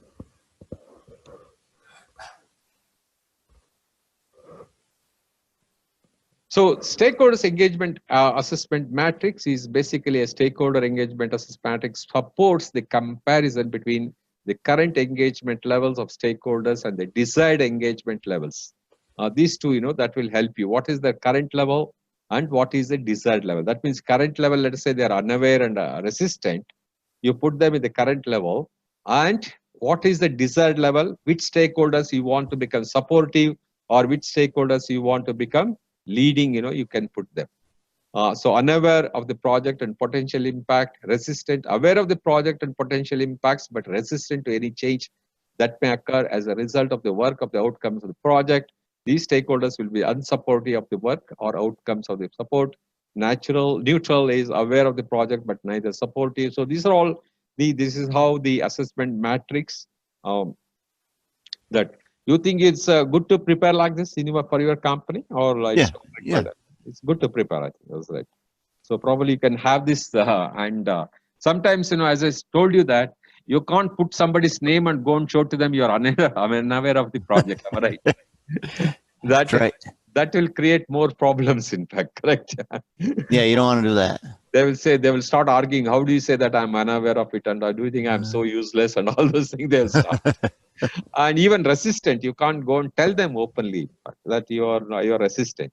By their actions and their behavior and by communication, you can make out that they're resistant, but it is for your internal information, and you talk to them or you handle them accordingly, in fact, correct? Yeah.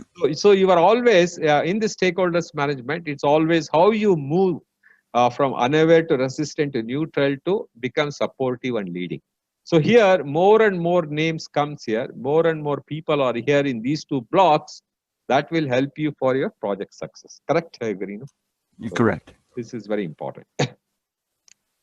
So once you do that, then you manage the stakeholders engagement. So how do we engage the stakeholders? Is a manage stakeholders engagement is the process of communicating and working with stakeholders to meet their needs and expectation, address issues, and foster appropriate stakeholders involvement. That's how you do in the managing the stakeholders engagement. It's a process of you keep on communicating with them and working with the stakeholders so that their needs and expectations are met.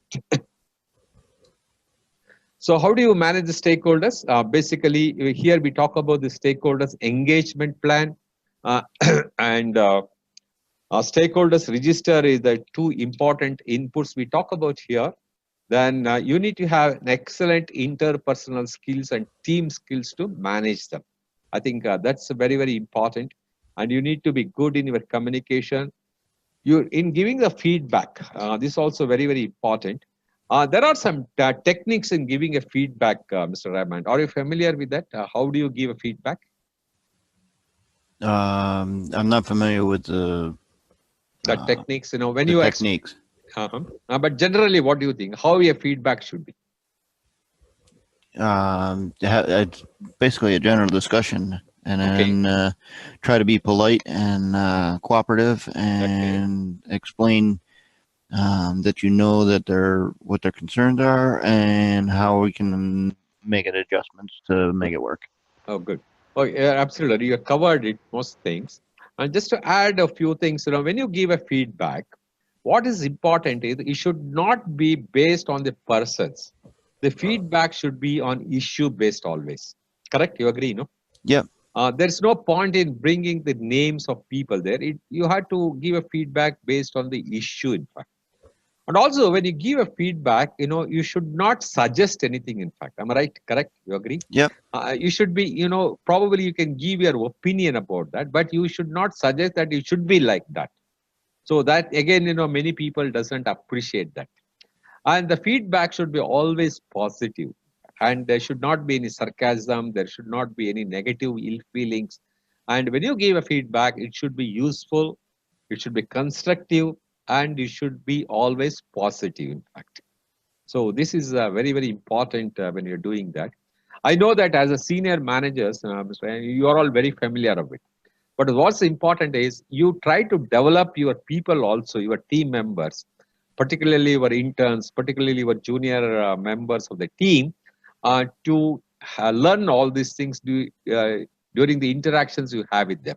So what happens, that means you are building, you are developing your second line to become competent and efficient. Do you think that it will be useful when we do such things? Yes. I'm right, so that the whole team will get transformed or in the process, in fact. So that's very, very important. I'm sure you're going to share some of this knowledge with your team members, I'm sure. Yes, definitely. Yeah, that's good. So that that you are imparting your knowledge. Sharing of knowledge is always a pleasure one. It should be always enjoyable one. Correct? That's right. Yep, makes for a good leader. Yeah, make for a good leader. Absolutely right. So the interpersonal team and skills which we discussed, the conflict management, the cultural awareness. Again, I covered it in the previous chapter also, that it's very, very important when you're handling the different language speaking people in the team or different cultural differences. You should be aware of it. That's very important. Otherwise, it can hurt the sentiments if you don't handle them properly. Negotiation, which I told you, that the observation and conversation. The political awareness is also important. Correct? You agree with that? Political awareness. Yep. Of course, in a small in a small set of working place, in a common place, these issues may not come. But if the stakeholders are placed in different areas or different places, they will have their own, they can create a lot of problems also if you don't handle them well. Are you familiar with the ground rules, Mr. Ground rules? Kind of. They're the base rules that need to be followed. Okay. Can you give some examples? It's kind of like in our AutoCAD, we have to use a certain layers, a certain process to set up drawings, and that's a ground rule. Okay. Then any other example? When you're setting up a drawing, you have to have certain layers that everybody follows. Follows that. Okay, good. Yeah. Particularly, these ground rules are very important when you conduct meetings or in an office atmosphere. When you conduct a meeting, I'm sure you must be conducting your meetings on a weekly basis or once you do that. So when you conduct, there are some ground rules that everybody should come sharp 9 o'clock. You called for a meeting. That means everybody should be there at 9 o'clock.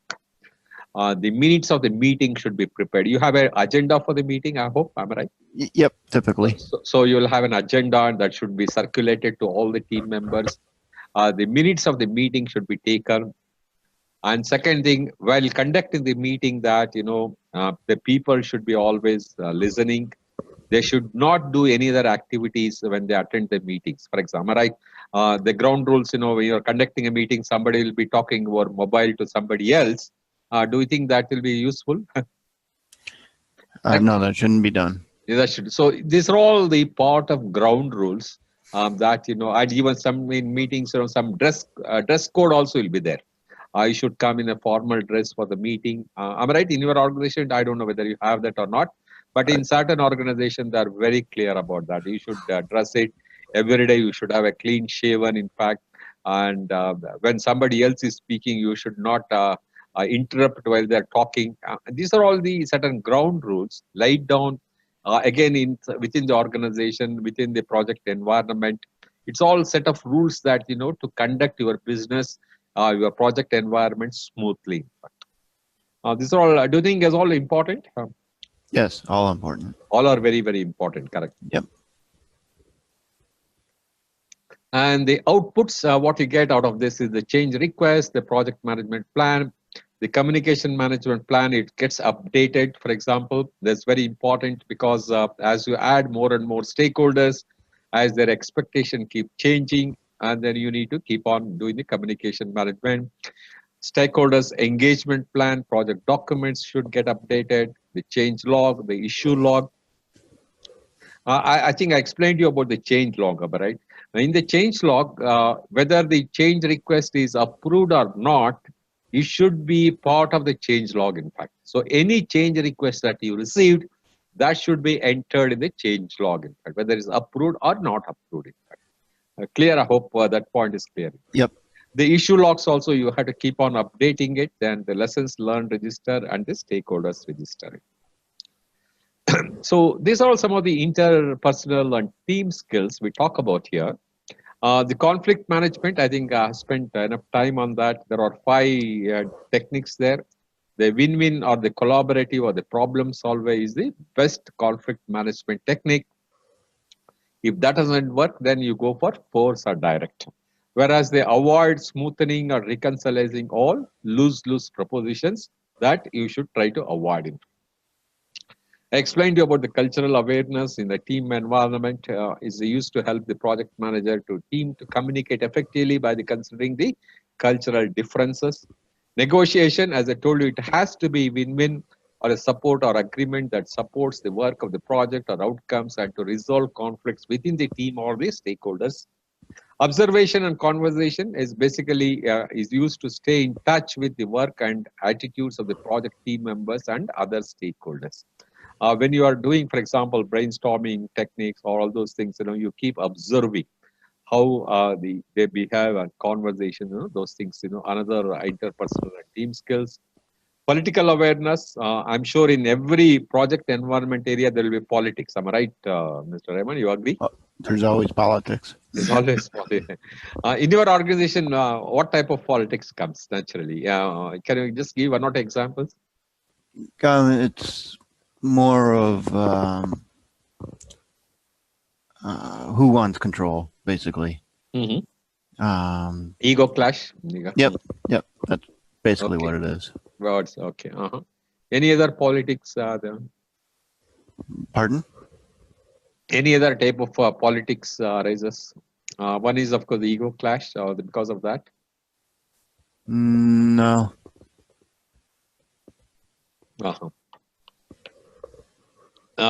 Because, of course, I understand it's all a closed environment in your project, so that I think things will be always under control. Am I right? Correct. Yep. But if it's a large project, based in different places, then no, this is a big thing. And in fact, political awareness is achieved. Okay, great. So once after that, you need to monitor the stakeholders. In fact, once you plan these things, in fact, manage your stakeholders, you need to monitor. So monitor the stakeholders comes under monitoring and control process group. So here you monitor the stakeholders engagement in the process of monitoring and project stakeholder relationship and tailoring the strategies for engaging the stakeholders through modification of engagement strategies and plans project management. Now, how do you monitor the stakeholders engagement? Here, basically, we talk about the inputs or the stakeholders engagement, plan, project documents, the lessons learned register, stakeholder register, the work performance data. These are all some of the common inputs we talk about here. Then the tools and technique like interpersonal and team skills. These are the we just discussed about it. You should be a good. You should have managerial skills. You should have a good team building skills, or you should have good interpersonal skills. And the outputs, what you get is the work performance information and the change request. These are the two important things. Then you also get a resource management plan, the communication management plan, and stakeholders engagement plan, the issue log, lessons learned register, the register, stakeholder register. These are all some of the outputs you get from this process. So in the stakeholders management plan, when you look at the work performance data, is a basic raw data here. The raw observation and measurements identified during activities being performed to carry out the project work. This includes, let's say, change request or the defects or the technical performance measure, the actual cost, all those things will come. So once the data is processed, it will become information, and when the information is converted into various formats, reports that you either it could be a physical or an electronic representation of work performance information, so that you keep updating this and you send a status report to the various stakeholders and recommendations, memos, justifications like that. This is how the data flows within the organization with various stakeholders. Correct, Mr. Raymond? I hope it's clear on that. Yep. Yeah. Great. So the work performance data here in the stakeholders management plan, or the controlling the stakeholders, work performance data contains data on project status, such as which stakeholders are supportive of the project and their level and type of engagement. So that data will also have it here. And you convert that, you process that into information. Work performance information includes information about the state of stakeholders, engagements such as the level of current product support and compared to the desired levels of engagement as defined in the stakeholders engagement assessment matrix and the stakeholders cube or other tools that you do that. Then the change request here in the stakeholders management plan is a change request may include corrective or preventive actions to improve the current level of stakeholders engagement. Change request or processed for review and disposition through the perform integrated change control process. These are all some of the change request gets updated or the output in this process. So some of the key points here is the stakeholders is an individual group or organization. We discussed about it, who may affect or be affected or perceive itself to be affected by a decision, activity or outcome of the project. The different stakeholders classification models are power interest, power influence, influence impact, and the silence model. Silence model, I hope you remember, it's a power, I know those three things, kindly remember that. Then the stakeholders engagement assessment matrix helps in visualize the current and desired state of stakeholders involvement. The project managers need to demonstrate certain interpersonal skills and managerial skills to manage the stakeholders and accomplish the project's objective successfully. Then the 4 project stakeholders management process are identify stakeholders, plan stakeholders engagement, manage stakeholders engagement, and monitor stakeholders engagement. I hope it's clear, Mr. Rahman, on this. Yep. Great, in fact. Okay. Now it's come to your favorite section, questions. Okay. Okay. So the key objective of stakeholder management is what? Key objective of stakeholders management. Is it communication? Is it coordination? Is it satisfaction or the relationship? Relationships. Relationships. Okay. Anything else you think of? Relationships is one. Great. Okay. Well, satisfaction would be the other one that I was thinking of. Satisfaction. Yeah, absolutely. I think more than relationship, I think it is the satisfaction, because unless each stakeholders are satisfied, am I right? Relationship is for example, is a way to satisfy, but at the end, they need to be satisfied. Am I right? Correct. Right. Exactly. You maintain good relationship, then that will help you to make them satisfaction. Correct. That's right. Okay. As a project manager, you are unable to allocate as much time as you would like to interact with your stakeholders. So which of the following stakeholders will you make it priority to get to? Is it the stakeholder who has an expert on the product or a project but is not interested in implementing it is department?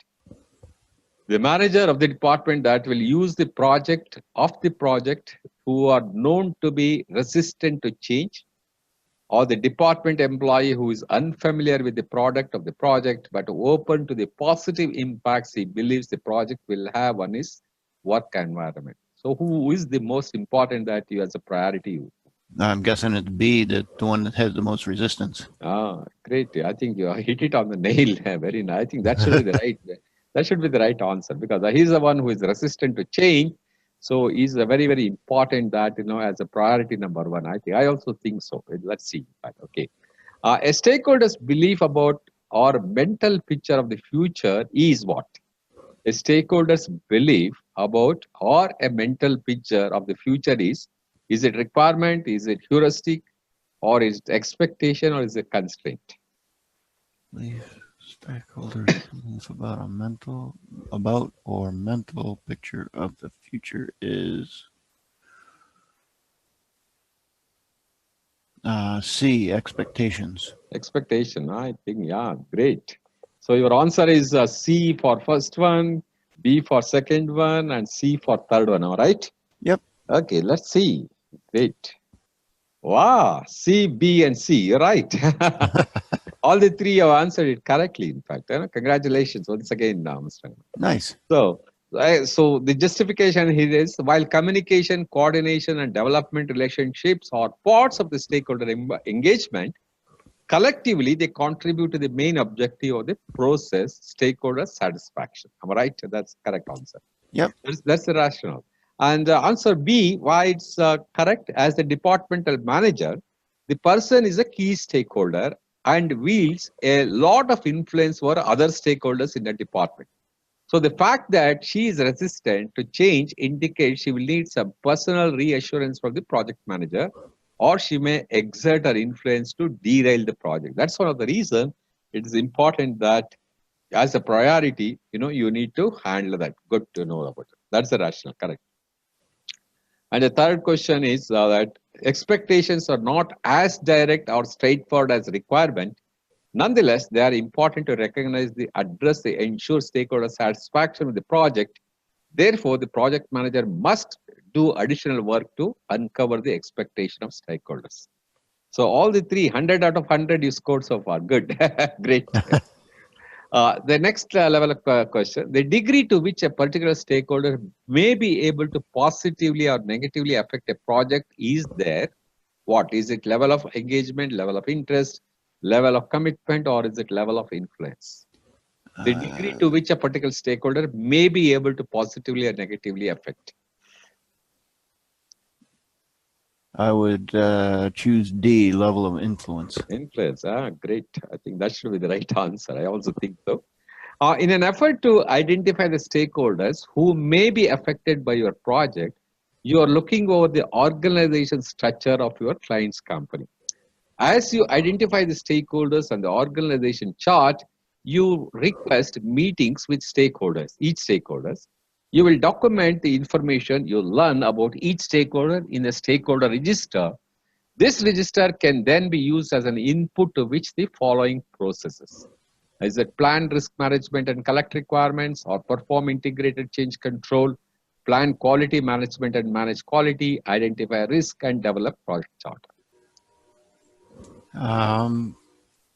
These type of questions probably you will be able to answer a little more fast when you go through these slides 2-3 times. I think, am I right? Yep. Correct. You will get familiarized with the inputs and tools and techniques and outputs. It will be easy for you to answer that question. Yep. My thought is A. Plan risk management and collect. Correct. I think so. I also feel so. You're right. The plan. You got to look at the risk. So. Yeah. Correct. Absolutely right. And the third one is a project manager on a multinational website implementation project is a party and talks to the friends who will be heavy users of this new website when the project is complete and the site is rolled out. They describe some of the annoying aspects of the current website. The project manager takes this feedback to the sponsor and encourage design and scope changes. So which of the following best describe what the project manager has done? Is there scope validation? Is it integrated change control, or stakeholder analysis, or scope planning?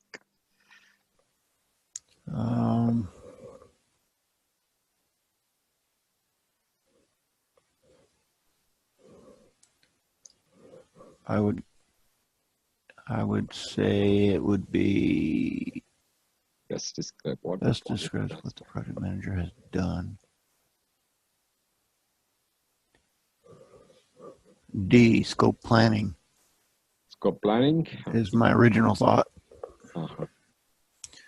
The other thought would be stakeholder analysis. Okay, stakeholder analysis or scope planning. Okay. Let's see. Let's look at the first one. You answered level of influence. The second one you answered plan risk management and collect requirements. both two look to me correct answers. The third one you are telling either scope planning or the stakeholders analysis. I'm right. Okay. Let's look at it in fact. Okay. Oh, okay. So first two are your absolutely hit. And the third one you said scope stakeholders analysis. Am I right? That's what you said? Yep. Yeah, I think that's the right answer. The project manager has performed stakeholder analysis by learning the stakeholder requirement and making the recommendation to fulfill those requirements. So scope validation is a control function. Integrated change control again relates to looking at the plan. So the scope planning creates a scope management plan. So you are absolutely right. Stakeholders analysis. All right, Mr. Rahman. I think tomorrow itself we can take the examination. Yeah, right. You're good. Ati, congratulations. I know you are able to grasp it so fast. That's what I like, in fact. Yep. You have that, the sense of, making the correct assessment of the questions and answering it. Great. That's great. Congratulations once again. Thank you. Great. That's really great. Okay. So that completes the stakeholders management. Any questions so far on that? No questions. Great, in fact. Okay. Are you familiar with agile concepts in your company? Do you follow agile? Agiles? No, I don't know much about it. You don't know much about it. Actually, this agile thing has been included in the PMP 6. This year it has been included. So in the last 150 pages in the PMP 6, everything is about agile only. To take up the agile, it will at least is a 2 days program, agile itself, in fact. Okay. It is such an important thing, but we'll try to touch upon at the macro level, basic concepts. We'll just try to go through that, and so that whatever we just try to get familiarized with certain terminologies, the names, and why agile and those things. Okay, is it fine? Okay. Yep. Before doing that, since we have completed all the knowledge areas, let me look at this. I hope we have covered all the points. We have not left out anything. Just to ensure that we have covered the complete agenda so far. Okay, just look at this. So that in case if you think that we should go and review again, I don't mind doing this. Okay, this is all what we covered. The first day, the introduction, project management framework, project environment, and role of a project manager. The project management process groups we covered. Then the stakeholders management. Today, of course, we covered it. Communication management we covered. Scope management, schedule management, quality management we covered. And yesterday we covered the cost, resources, and procurement. And yesterday also we covered the part of risk management, and today we completed. Project integration management, I think I covered it in the very first thing. Am I right? You remember? Yeah, I believe so. You believe that's right. Yep. Then the left one is the agile concepts. That is the final thing we need to cover it. Okay. You feel any knowledge area we want to revisit for briefly, or I don't think so. You don't think so? It's just a matter of me running through the terminology, comparing it with what I do at this point and what I have got to learn. Excellent. Okay, I appreciate that. Okay. Then I think you did an awesome job so far. So. Thanks a lot for that. So when the exam approach, I'll try to touch about briefly that what we should do about it, all those things. Okay. Okay. Before that, let me also, as I told you that, let me share that the important thing, that so that you can make a note of my email ID and mobile number. Yep. Can you see that? Okay. This is my mobile email ID, kenshrikant54@gmail.com. I don't see it here. You are not see that? Okay. I think I need to share this in fact. Okay. Share. Yeah. Can you see that now? Yeah. Yep, I can see it. Yeah. Okay. I'm actually just going to take a picture of that page. Oh, okay. Great. And make it a little bit simpler. Yeah. So this is my email ID and the mobile number. So as I told you that anytime, for any clarification or anything, you can always, this is also my WhatsApp number.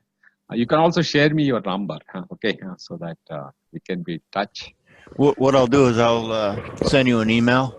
Whatever is convenient for you, absolutely. And then give you my contact info. Contact number, yeah, absolutely right. So that, we can be in touch on the WhatsApp or on the email. Yep. So that, for any, that's what I said. It's not that just you, anyway, tomorrow itself we can pass the examination. I'm very, very confident. But in case if we want any clarification, anytime you can disturb me. Absolutely no inhibitions. And that's very important. That's why I thought, let me share this with you. Right? Okay. No, that's great. I think it. Yeah, that's right. Okay, fine. Okay, let me take this out. Okay. Can you see this share now? All I see is your brief introduction stuff right now. Oh, okay. So that's, let me share. Okay.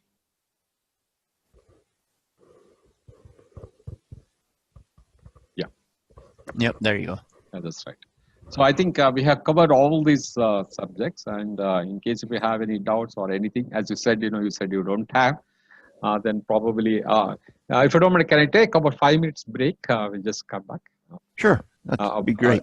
I'll just have 5 or 10. You want 10 minutes or 5 minutes, whatever is convenient for you. 10 would be fine. Yeah, 10 would be fine. Okay, we'll come back at 10 minutes. Okay. Yep. I'm back if you want to get started. Excellent. Okay, fine. So we'll start. So this, as I was telling you, this agile manifesto and mindset that has been included during PMP 6 during this year. Basically, the agile mindset has started for the software industry. Formalized in agile movement during the year 2001 with the publication of manifesto for agile software development. So initially, these concepts were used for the software development. I think slowly it is getting extended, or getting probably the same principles can be used in other project environment areas also. I think that is the whole premise or that understanding of the agile manifesto. So basically here we're talking about uncovering the better ways of developing the software by doing it and helping others to do it. So through this work, we have to come to a value that individuals and interactions over the processes and tools. Earlier, the old traditional set was that, you give more importance for the processes and tools, whereas in the agile environment, you give importance for the individuals and interactions. Working software over comprehensive documentation. Earlier, the traditional method is that you have a lot of documentation, whereas here it is a working software will have better thing. And the customer collaboration over contract negotiation. Again, the traditional approach is you have an excellent contract negotiation, but in the agile, it is a customer collaboration and responding to change or following a plan. Earlier, you used to work with a predictive or a set of plan, but here in the agile movement, you are responding to the frequent changes that's happening. These are the 4 values in the agile manifesto and mindset. Are you clear? You got that? Yes, the values. Yep. Okay, yep. Great. That's great. So once you do this, then what are there are 12 important, the values are the principles here, the 4 values we discussed. What are the principles in agile mindset? Here, the first one is our highest priority to satisfy the customer through early and continuous delivery of valuable software. Welcome change requirements even late in the development, because even at the end of the development, for example, if any changes has to happen, you welcome those changes.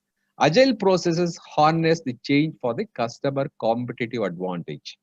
The third one is deliver working software frequently from a couple of weeks to a couple of months with a preference to the shorter time scale. That is another important, the principle.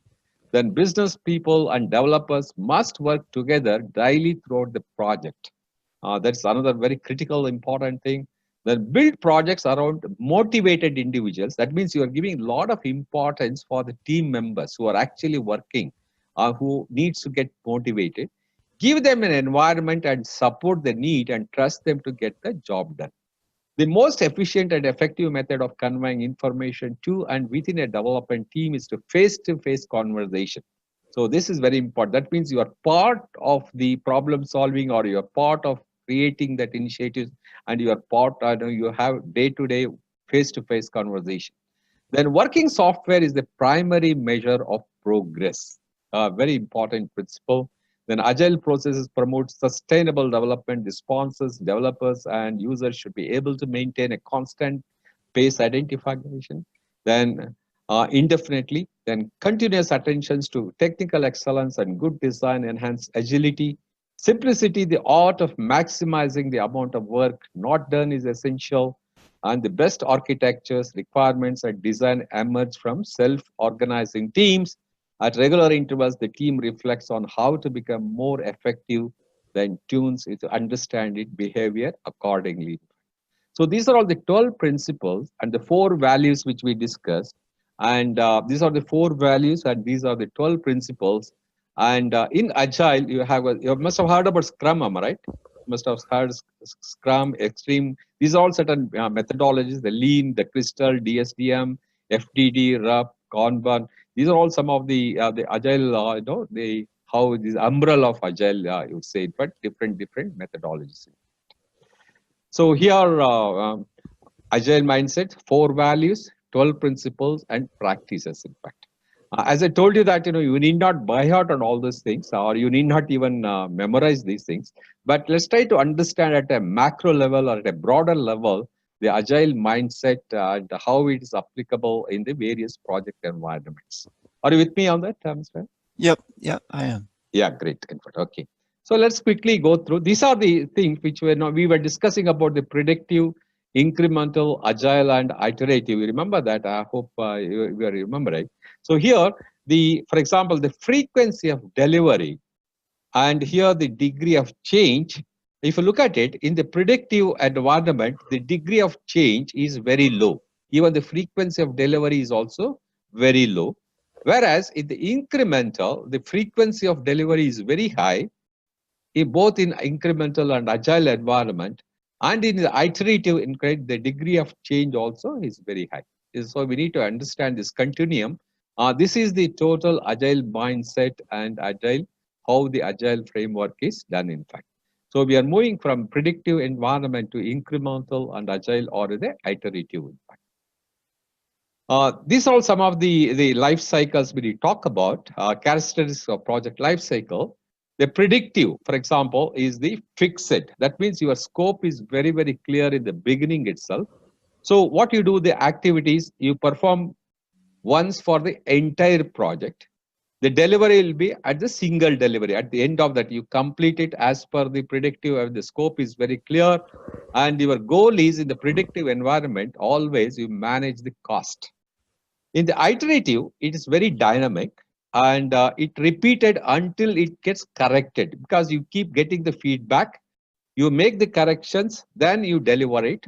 So again, it will be a single delivery. The correctness of the solution, that's where the goal, in fact. Whereas in incremental and agile, both are dynamic. In the incremental, they performed once for a given increment. The frequent smaller deliverables are done. The speed is the most important thing here, in fact, because how fast you deliver. Whereas in agile, it is again dynamic, repeated until the correct. The frequent small deliveries is almost like incremental. But here, the customer value via frequent deliverables and feedback. That means you keep getting the feedbacks, then you correct it. The example, like the miniature, the prototypes, these are all some of the examples of these agile things. I hope we discussed that. So it's important to note that all projects have these characteristics. No project is completely devoid of consideration around requirement, delivery, change, or goals. A project is always an inherent characteristic determine which life cycle is the best fit for the project. Again, as I said, it is a very dynamic situation. In fact, depending upon the complexity of the project, depending upon the nature of the product, you can have nature of the project, you can have the different project life cycles. Here is another important thing to understand. Let us the system, it's called dynamic systems development method. Here is an agile project delivery framework where initially designed to add more rigor and existing iterative methods popularly in the 1990s. So it was developed as a non-commercial collaboration among the industry leaders. The DSM-DM is known for its best emphasis on the constraint-driven delivery. Here, if you look at it, for example, in the traditional approach, your time and cost is always a variable, and the features are fixed, in fact, and the quality. Here in the DSM-DM, this functionality will become a variable, whereas your cost and time becomes fixed. In fact, that's the difference between here and this approach and this approach. That means you give a lot more importance for this variable as a functionality, whereas your cost and time are fixed in the DSM-DM approach. This is the another one, the backlog, product backlog, release planning, and release backlogs, iteration backlogs. Just to touch upon, just to understand at a macro level, what is a product backlog? How do you define a product backlog? Basically, the product backlog is nothing but the requirements. We talk about the various requirements. That is the product backlog here. 1 second, I'll just tell you that in a little more detail so that we can understand the various things of some of these terminologies. It is better to understand at a macro level because we are not going in detail about these things. But at the same time, at a broader level, it's important to understand some of these things. So the product backlog is basically we talk about is an ordered list of everything that is known to be included or needed in the product, in fact. So here, the single source of requirement for any change is to be made to the product. The product backlog never completes. In fact, because it's keep on evolving. The earliest development of it lays in the initially known, best understood material, but whereas in the product backlog, it is a continuous evolving, and it evolves as the product and environment in which it will be used. So it constantly changes its identity, what the product needs to be appropriate to competitive and useful. If a product exists, then product backlog also do exist, in fact. So it's a continuous evolving that. Once you do the product backlog, then you go to the release backlog. It is a subset of product backlog that is planned to be delivered in the coming releases. In fact, it could be 3 to 6 months or the various period. It would contain some types of items as in the product backlog. So the iteration backlog is nothing but iteration planning is the event where all team members determine how much of the team backlog they can commit to delivery during the upgrading the iterations. In fact, these are all some of the things that need to. Here, if you look at the release planning meeting, you call sprint one for the shorter period, 1 to 2 weeks, 2 to 4 weeks, like that. This is the release plan for the products. Here, the product backlog, which I was just explaining, the user stories. The stories is nothing but, stories are nothing but a technical, for example, expressing the requirement by the customer. That is the user story. Let's say in software development and in product management, user story is an informal, in fact, it's a natural language description of one or more features of a software system, and it is often written from the perspective of the industry user. In fact, that's very, very important, or the user of the system. That is the user story. Then you got sprint backlogs. In fact, you create a format, approve the formats, and do that. It could be 2 weeks, it could be 24 hours. You have a daily scrum meeting and potentially shippable product increment. This is how this concept works. Here is an example of a user story, for example, which I'm just expressing from the customer perspective or from the user perspective. This is how the syntax of a user story. Here, as a manager, I want to collect feedback so that I can deliver performance reports. This is the user story in an agile environment. Like this, you will have many user stories, and that will become your product backlog, which I just showed you in the previous slide. For example, here, these are the product backlogs, the user stories, will be there in this. So the next one is the agile planning. Here again, in the product backlog, the user stories will mention here. You will have a product vision, a high level view of the product roadmap, for example. So some level of uncertainty in an agile, then word based on a future landscape, release plan, which I just explained, is prioritize the sets of features, functionality by a certain dates, requirements, and several iterations. And here you have a sprint backlog, sprint and user increment, and daily plan precise task activity to be progressed. These are all the certainly you do it in the agile planning. So this is the basic thing. A little bit about agile perspective, so that it will give some idea about how this agile mindset has been incorporated in the present project environment. I got some idea. I hope, Mr. Rahman, on this. A little bit. A little bit, absolutely. That's what you want. Just wanted to cover with few slides just to understand. And in the PMBOK guide, there is almost about 150 pages on the ABAL agile thing, and you got various other things. Probably it will help you to, if you go through that, probably it will give some more ideas about it. This is about just a brief about the agile concepts which is used. Remember that it's an iterative. That means incremental. In agile environment, you always look at the adaptive or an incremental. When the scope is not clear, you start working, you get the feedback, and then you correct it and go ahead forward on that. That's how the agile mindset works, in fact. Okay. Now, I just want to, this almost end of these sessions. In fact, we have covered all these subjects as per the agenda. But I just want to touch upon one more important thing, of course. I just want to share this to you.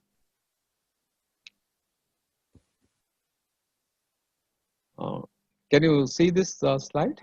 I see. Yep. Now I see this. Yeah. Okay. This is the knowledge and skills. Of course, this is a little extra thing I thought I want to add for this session. It is going through right from the beginning. Some of the concepts would have been already we have discussed, the knowledge and skills. But I want to briefly touch about quickly in about half an hour's time. Most of them, it could be repetition. Okay. I hope you don't mind for that. But it's also very important, the knowledge and skills in the project management perspective. So let's quickly try to go through some of things because you're already familiar with most of the concepts, but still I just want to touch upon that from the exam perspective also. It's important, and so that you will be familiar about this. So let's say the difference between the knowledge and skill. I think we discussed about it. Correct? Am I right? There is some difference about the knowledge and skills. Yep. Correct. Knowledge is what you study, in fact, and what you have, and the skill is how you apply that knowledge in your working place. Am I right? That's the right. Yep. That could be this, right? Okay. So that's what we are going to discuss about that. So elements of project charter. I hope you can recollect that what is the project charter, elements of project charter. It is approved by the sponsor. It will have the broad level of assumption constraints, broad level of scope requirement. It will have the broad level of cost. Am I right? Those are all the key elements of the project charter. Am I right? Yeah. Correct. Okay. Then estimation of tools and techniques. You remember that analogous, parametric, 3-point, and these are all some of the tools and techniques which is both applicable in schedule management and in the cost management. Correct? Right? Yeah. Yeah. Then the cost management planning, including project budgeting, tools and techniques, which we discussed. Communication planning, we discussed. Human resource planning is another important thing. Procurement planning, quality management planning, requirements gathering techniques, like brainstorming, focus group, facilitation groups. Those are all some of the techniques we discussed. Risk management plan we discussed. Scope deconstruction, the WBS. That's very, very important. Decomposition is important tools and technique we discussed. Scope management, time management planning, workflow diagramming techniques we discussed. Continuous improvement processes, CIP, that Deming, that in the quality that we discussed. Elements of statement of work we discussed. Then project budgeting tools and techniques. I hope that also you estimate the fact, then you do the budgeting. In fact, it could be bottom up, to be analogous, and all those things we discussed. Then quality standard tools. You remember 7 quality tools yesterday we discussed. Control chart, flow chart, tally sheets, in fact, and histograms. All those quality standard tools we discussed. Performance measurement tracking, earned value, the critical path method, PERT, and the trend analysis we discussed. Project control limits like tolerance and threshold levels, risk identification analysis technique, risk response techniques, the positive risk and the negative risk. In fact, for positive, you either you enhance, you share, or you exploit, and for the negative risk, in fact, you avoid, you mitigate, or you transfer. I hope you remember those things. Archiving practices and statutes, compliance, state and organization that you need to compliance with the rules and regulations is very important. Contract closure requirements, we discussed about it today that, before you close the contract, you need to close the administrative close. That's very important. Closure procedures, the feedback techniques. I'm just telling you today, the feedback has to be always positive. It should not be issue. It should be always issue based, not on the people based. And you should always give a positive feedback. Project review techniques. You remember the project review that, the PERT and 3-point thing, which we discussed yesterday. Transition planning techniques is also very important. That means you need to prepare for the change. And also, that when you are handing over the project, what all the transition, it could be documents, it could be codes, all those things, that transition techniques, you should be very familiar. Then analytical skills, basically we discussed that also in the integration management and other various other process groups, the analytical skills we discussed. And benefit analysis techniques, I'm sure that also you are very familiar, that various like NPV we discussed, the return on investment we discussed, and internal rate of return, and also some of the benefit analysis technique. Strategic management, it's always, you look at the organization strategy and how you manage those things. Then change management planning, you need to prepare the people for change, because the people are the one who resist for any change, so you need to do that. Contract types and the selection criteria. Today evening, we spent a lot of time on that. The cost plus, contracts, or your fixed price contracts, and the time and material. Lean efficiency principle, is basically that you need to have a lighter thing. That's what we discussed. You should not be heavy with the documents. So you look at the various lean efficiency principle. Regulatory and environmental impacts assessment planning, particularly when you talk about these are all the environmental and external factors. The contract management techniques, which you discuss the various contracts, interdependence among the product elements we discussed. Then vendor management techniques, Lean, Kanban, Six Sigma, we just touched about few of them. Project finance principles, that how you fund the project, and the principle and project quality best practices. You're familiar with ISO. I told you that yesterday. You remember? ISO stands for what? International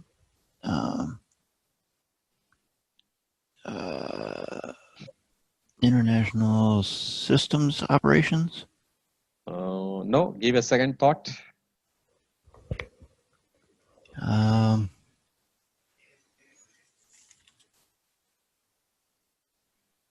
One more thought, can you give? I believe it's international. Because definitely you can expect one question on this. Yep. Okay. It's International Organization for Standardization. Oh, that's right. That was reversed. Yeah. Okay. People do confuse it with the International Standard Organization. That's most of the people, they try to answer, but it's actually International Organization for Standardization. Okay. Yeah. They will give you 4 different things, for example, in the examination, 4 answers, International Standard Organization, Indian Standard Organization, or Internal Standard, or something like that. But you need to know that it is International Organization for Standardization. That is the quality that, ISO 2000, the quality concept being followed worldwide in many organizations. So kindly do remember that. BS is, what is BS? BS stands for? I do not. Basic standards? It is a British system. You see, there are 2 systems we follow. The American, for example, or other British system is where, here in US, you talk about pounds, am I right? Pounds and miles, isn't it? Some of the standards in British system is that kilograms, and talk about the kilometers there. In fact, am I right? Yep. These are all some of the British system. They follow. That's an old British system. CMMI. Are you familiar with CMMI? No. CMMI is again, it is a capability measurement model integration. It's a capability measurement model integration. This is another quality that's being followed actually for the organizations. Whether the organization has got the capability of measuring, monitoring, that's the one it speaks about that. Okay. Then IEEE. Have you heard about IEEE by any chance? I have not heard of. Okay. It is another. It's the Institute of Electrical and Electronics Engineering. The Institute of Electric and Electronics Engineering. They also have a certain set of another standards. You see, these are all some of the standard practice that are used across in some industries, particularly the manufacturing and few other things. They very widely use this IEEE. CMMI again is a software development. It's actually developed by the Carnegie University in US. In fact, CMMI. Just for information, this exam may come or may not come, but as a project manager, probably you need to know some of this terminology. It's good to know, in fact. Am I right? Correct? Yep. Yeah, that's right. That's one of the reason I thought let me share some of these things, which was not properly covered earlier. The quality validation and verification techniques, of course, we discussed. Performance measurement and KPI and key success factors.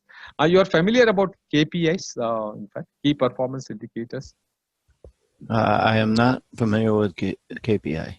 Usually, KPI is also used in the organizations, in many organizations, particularly during appraisal. You have the key performance indicators. How do you evaluate the performance of the people, for example? You will have a set of key KPIs that is again pertaining to the organizations.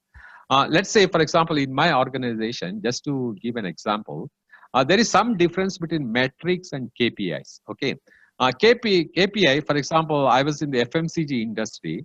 So one of the KPI for me was that there are several KPIs, but one of that is you need to increase the market share for our products by, that is one KPI. You need to increase the market share. You need to decrease the people leaving the organization. That means you are, that level should come down. That could be another KPI, in fact. The third KPI could be that you should increase the number of outlets stocking up our products. That could be another KPI, in fact. Okay, these are all the key performance indicators. That means how they evaluate your performance. These are all the key performance indicators. Like probably in your organization also, you may have certain KPIs. Probably your HR department may tell you that, HR colleagues, that what are the KPIs you have. In the architecture designing, probably you may have some KPIs and you can have it. So that will help to analyze the performance of the people inside the organization, or it could be an yardstick. In fact. Okay, you got some idea about that KPIs probably. Yep. That's right. Then knowledge and skills, we spoke about the active listening skills and brainstorming techniques. We discussed the various techniques we have. In fact, then change management techniques, communication channel tools, techniques and methods. Yesterday we discussed about all those things. Some of the communication tools we discussed and the techniques and the various methods. I hope you remember that formula, the communication channels, one formula. Can you remember? That's n times n minus 1 divided by 2. 2, absolutely right. So some of the communication channels, and in your company, you have got 15 people. That means how many communications you have? About 15 into 14 divided by 2, in fact. That means 105 communications you have, correct? Yep, yep.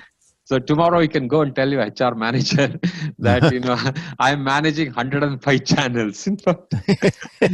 And he will have a shock. What, in fact, then you can explain to him about this. That will be great. Then the conflict resolution techniques, which we discussed, the data gathering techniques, the various things, decision making. I hope you're familiar about the decision making. The facilitation, which we just discussed about the thing today, some of the techniques. Then facilitation, we spoke. Information management tools, techniques, and methods. Again, it's pertaining to various organizations, what they have that. The leadership tools, the techniques and skills we covered yesterday, and negotiating and influencing techniques, the skills I told you that it has to be a win-win situation. All those things we discussed. The presentation tools and techniques, again, of course, probably presentation tools are nothing but your PowerPoint tools that you use. You use very often PowerPoints in your company? Yeah, quite a bit actually. Quite a bit, I'm sure. In fact, that's how we can today. Then prioritization of time management is very critical. One thing I'm appreciate that your time management is too good, Mr. Raymond. I really appreciate that. So your dot on time, because I have experienced it when they take the classes many times. I know that some of the guys are late by 5 minutes, 10 minutes, and they will tell some reasons. But yep. I must really appreciate that you are very, very prompt. In fact, and I also believe in that. In my last 35 years of my working experience, I don't remember that any time I delayed for any meeting. In fact. Yeah, I try to be on time or ahead of time. Yeah, because time management, it's not that we follow the time ourselves. Time management also say that you respect the other person's time also. Am I right? That's very, very important. It's correct. So I always give an example for my team members, or I used to give that if somebody comes late, 5 minutes for a meeting where already 10 people are sitting in the meeting room and waiting, it is not his 5 minutes he has wasted. He has wasted 50 minutes time. That is 5 minutes of another 10 members each.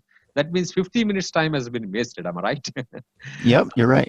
So that's very important. Prioritization and time management is one of the key factor, and hands off to you for that. I must really appreciate that for that. I also believe in that. Time management is very critical.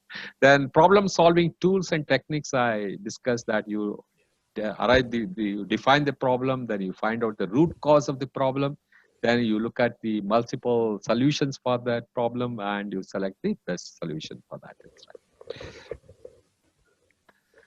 Then the knowledge and skills, applicable laws and regulations. This is very important when you're working on a project environment. You should know that, what are the laws and regulations, so that, you should be always within the boundaries of those things. Then the benefits realization, again, we discuss about in the, for example, initially that NPVs, PV, and all the return on investment and all those things. Then business acumen as a project manager. You remember that talent triangle, the three triangle that we discussed. The leadership, a project manager should have the technical knowledge. He should have the strategic business objective, and also he should have that leadership quality. So as a business acumen, you should know that the project which is running, does it make sense? So he should have that business acumen. The coaching, mentoring, training, and motivational techniques we discussed in the resource management plan so it's important to take your team along with you. The configuration management and the customer satisfaction metrics we discussed in the quality aspect, and the delegation techniques. You are familiar with the delegation techniques? What to delegate, how much to delegate, those things? I am not familiar with the delegation techniques. You see, basically, all the work, for example, as a project manager or any leader, for example, he cannot do all the work, am I right? He has to delegate certain responsibility. But what is important is what to delegate, how much to delegate, he should know about it. That's important. And second thing, whatever he delegates, ultimately, he is responsible and accountable for the project success. Correct? Am I right? He cannot delegate his responsibility on anybody, in fact. He cannot delegate his accountability on the project, but he can delegate some of the other work that, what his team member can do, and he has to get it done. In fact, that's perfectly all right. But what is important is that he cannot delegate his responsibility or accountability on the project. He cannot show his finger on somebody else that he was responsible for the project success. Am I right? That doesn't happen. So that's all very, very important. The diversity and cultural sensitivity, you also expressed, you are given certain examples, and you are very familiar. The emotional intelligence, like intelligence quotient, EQ is also very important. That means you need to think from the perspective of the other person. That's one of the things, that you should be a good listener. You should put yourself in their position and think sometimes those things. Expert judgment techniques. I told you that, the subject matter experts as a project manager, you cannot have all the required expertise in the world. Am I right? You need to outsource that. Within the organization itself, for example, as a project manager for any financial needs or finance expertise, you can consult is the finance head. For human resources, you can consult the human resources. And if the experts are not available, then you can even outsource them as a consultant. Correct? Am I right? You do that in your company? I'm sure you must be doing it. Yep. That's correct. So then generalization, sensitivity and diversity is very, very important in the project environment. You should be sensitive about the culture, about the diversity. That's otherwise it can create a lot of problems. Then we discuss about the interpersonal skills is very important when you're handling the different stakeholders. Then knowledge management, explicit knowledge, which I touched about it, and the tacit knowledge. I gave an example of mother preparing the food. Am I right? I hope you remember that. The tacit knowledge, even the aircraft landing, for example, some of the pilots, they landed so smoothly. It is because of the tacit knowledge they have, in fact. So that knowledge needs to be, the explicit knowledge can be easily documented, whereas some of the tacit knowledge, it cannot be documented, but you need to have some process or some understanding to get those knowledge as important. Then lessons learned management techniques, the meeting management techniques, organization and operational awareness is very important. How you are operating, in what environment you are operating that, and the organization strength, the structure, and all those things are very, very important, clear. Then the risk assessment techniques, situational awareness, stakeholders management techniques, which we discussed today. The team building techniques also yesterday we touched about. You remember that forming, storming, norming, and performing, and adjoining. In fact, those are some of the team building techniques we discussed. Virtual and remote team management, again, we touched about it. In fact, what is a virtual team and how you manage them. In fact, that's also very, very important. Then these are all some of the knowledge area that, I thought quickly I wanted to run these things. So that the peer review process, I think that also we covered, the relationship management, risk assessment techniques, situational awareness, and stakeholders management, team building. These are all some of the things. Why I quickly touched about on this is just a recapture of various process or the knowledge area we touched in the last 4 days, Mr. Hope it was a little bit useful at the end. Am I right? Yes, it was. Yeah, that's good. So I think that concludes all these things. In fact, you have anything to say, Mr. Ivan? Any feedback or any clarifications require any place? No, I think we went through a lot of stuff in 4 days. Yeah, yeah, that's right. It's quite a lot of stuff. I understand that. That's right. And yeah, I think you expressed it very well. Thank you so much. In fact, yeah, I would request you to send me a mail if possible as a feedback. How was the training? Why good and all those things. Okay. Just for my records, and also it will help. But that's good. Yeah, no problem. Observation. You have my email ID. You can just send it and share it if you don't. When you get time, first now. Okay. So what are the positives, and in case if there's any areas that I can, I don't mind, because I believe in continuous improvement also. Okay, that's right. Yeah. Otherwise, it was quite audible and my communication was clear. I hope. Yep. That's great. Okay. So when are you planning to take the exam, or what is your next approach? I want to touch a few minutes on that. So as I told you that you will be getting the PDU. You require 35 professional units. Once probably that organization, Ismart, will send it to you. 35 that you need to mention in the application. Am I right? Yep. You downloaded the application form already? Not yet. Not yet, in fact. So once you download the application and you are ready with that information of 7,500 hours of your project experience, you must be having that. Am I right? Yes, I believe I am. You believe that. So you need to enter that in the application form. And most important thing is it has got some limitation of the words, how many words you can enter. So I think probably you have to keep on reducing in case if it exceeds the number of words or the characteristics. So kindly keep that in mind. And you fill up the application with all these details. The certification, they will send you that certificate 35 hours. So you can mention that also. Then you send the application to the PMI. Okay. Once they receive that, you have to pay that, once they receive that, they will send you a letter. Okay. So after receiving that letter that, your application has been accepted and you do that, then probably you can pay the examination fee. And once you pay the examination fee, you have to take the exam within 12 months. Of course, you are already planning. You are planning when? You are planning in April? Yes. Probably be the end of April. Oh, end of the April. Okay, fine. Yeah. So I think that formalities are very clear. Am I right? There's no confusion in there. Yep. Great, in fact.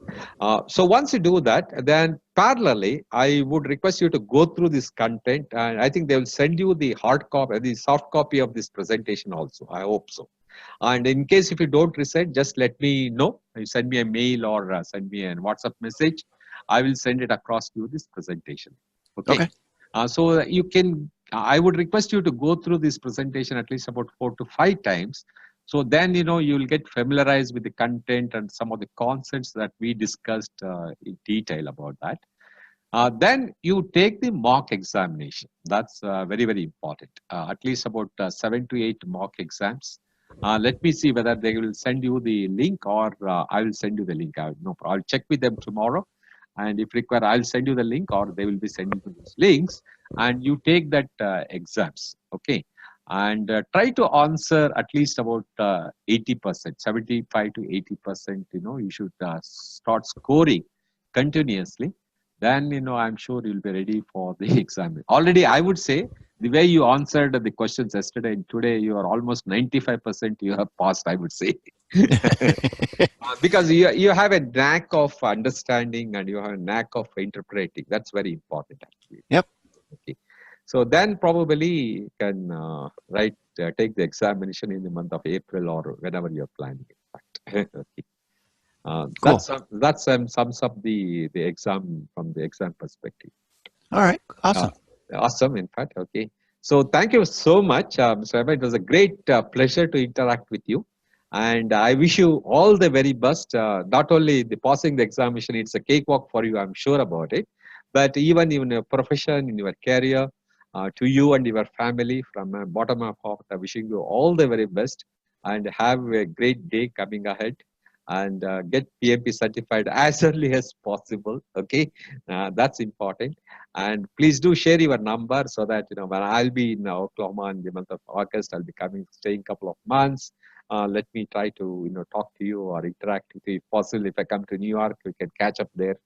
Sometime we can meet also. In fact, okay. That'll be great. Yeah, that's right. And so our association will not end today. It's going to be continuous. We'll be in touch. And for anything, once again, I'm repeating that anytime, any clarification or any assistant, if you feel, you can always call me Shrikant, and I can be of whatever little small help for you. Okay. Great. And when you're planning to visit India sometime, anytime you have plans? What's that? Coming to India, anytime you have plans? I do not have any plans for that. Okay. Probably when you take up some tourism or like that.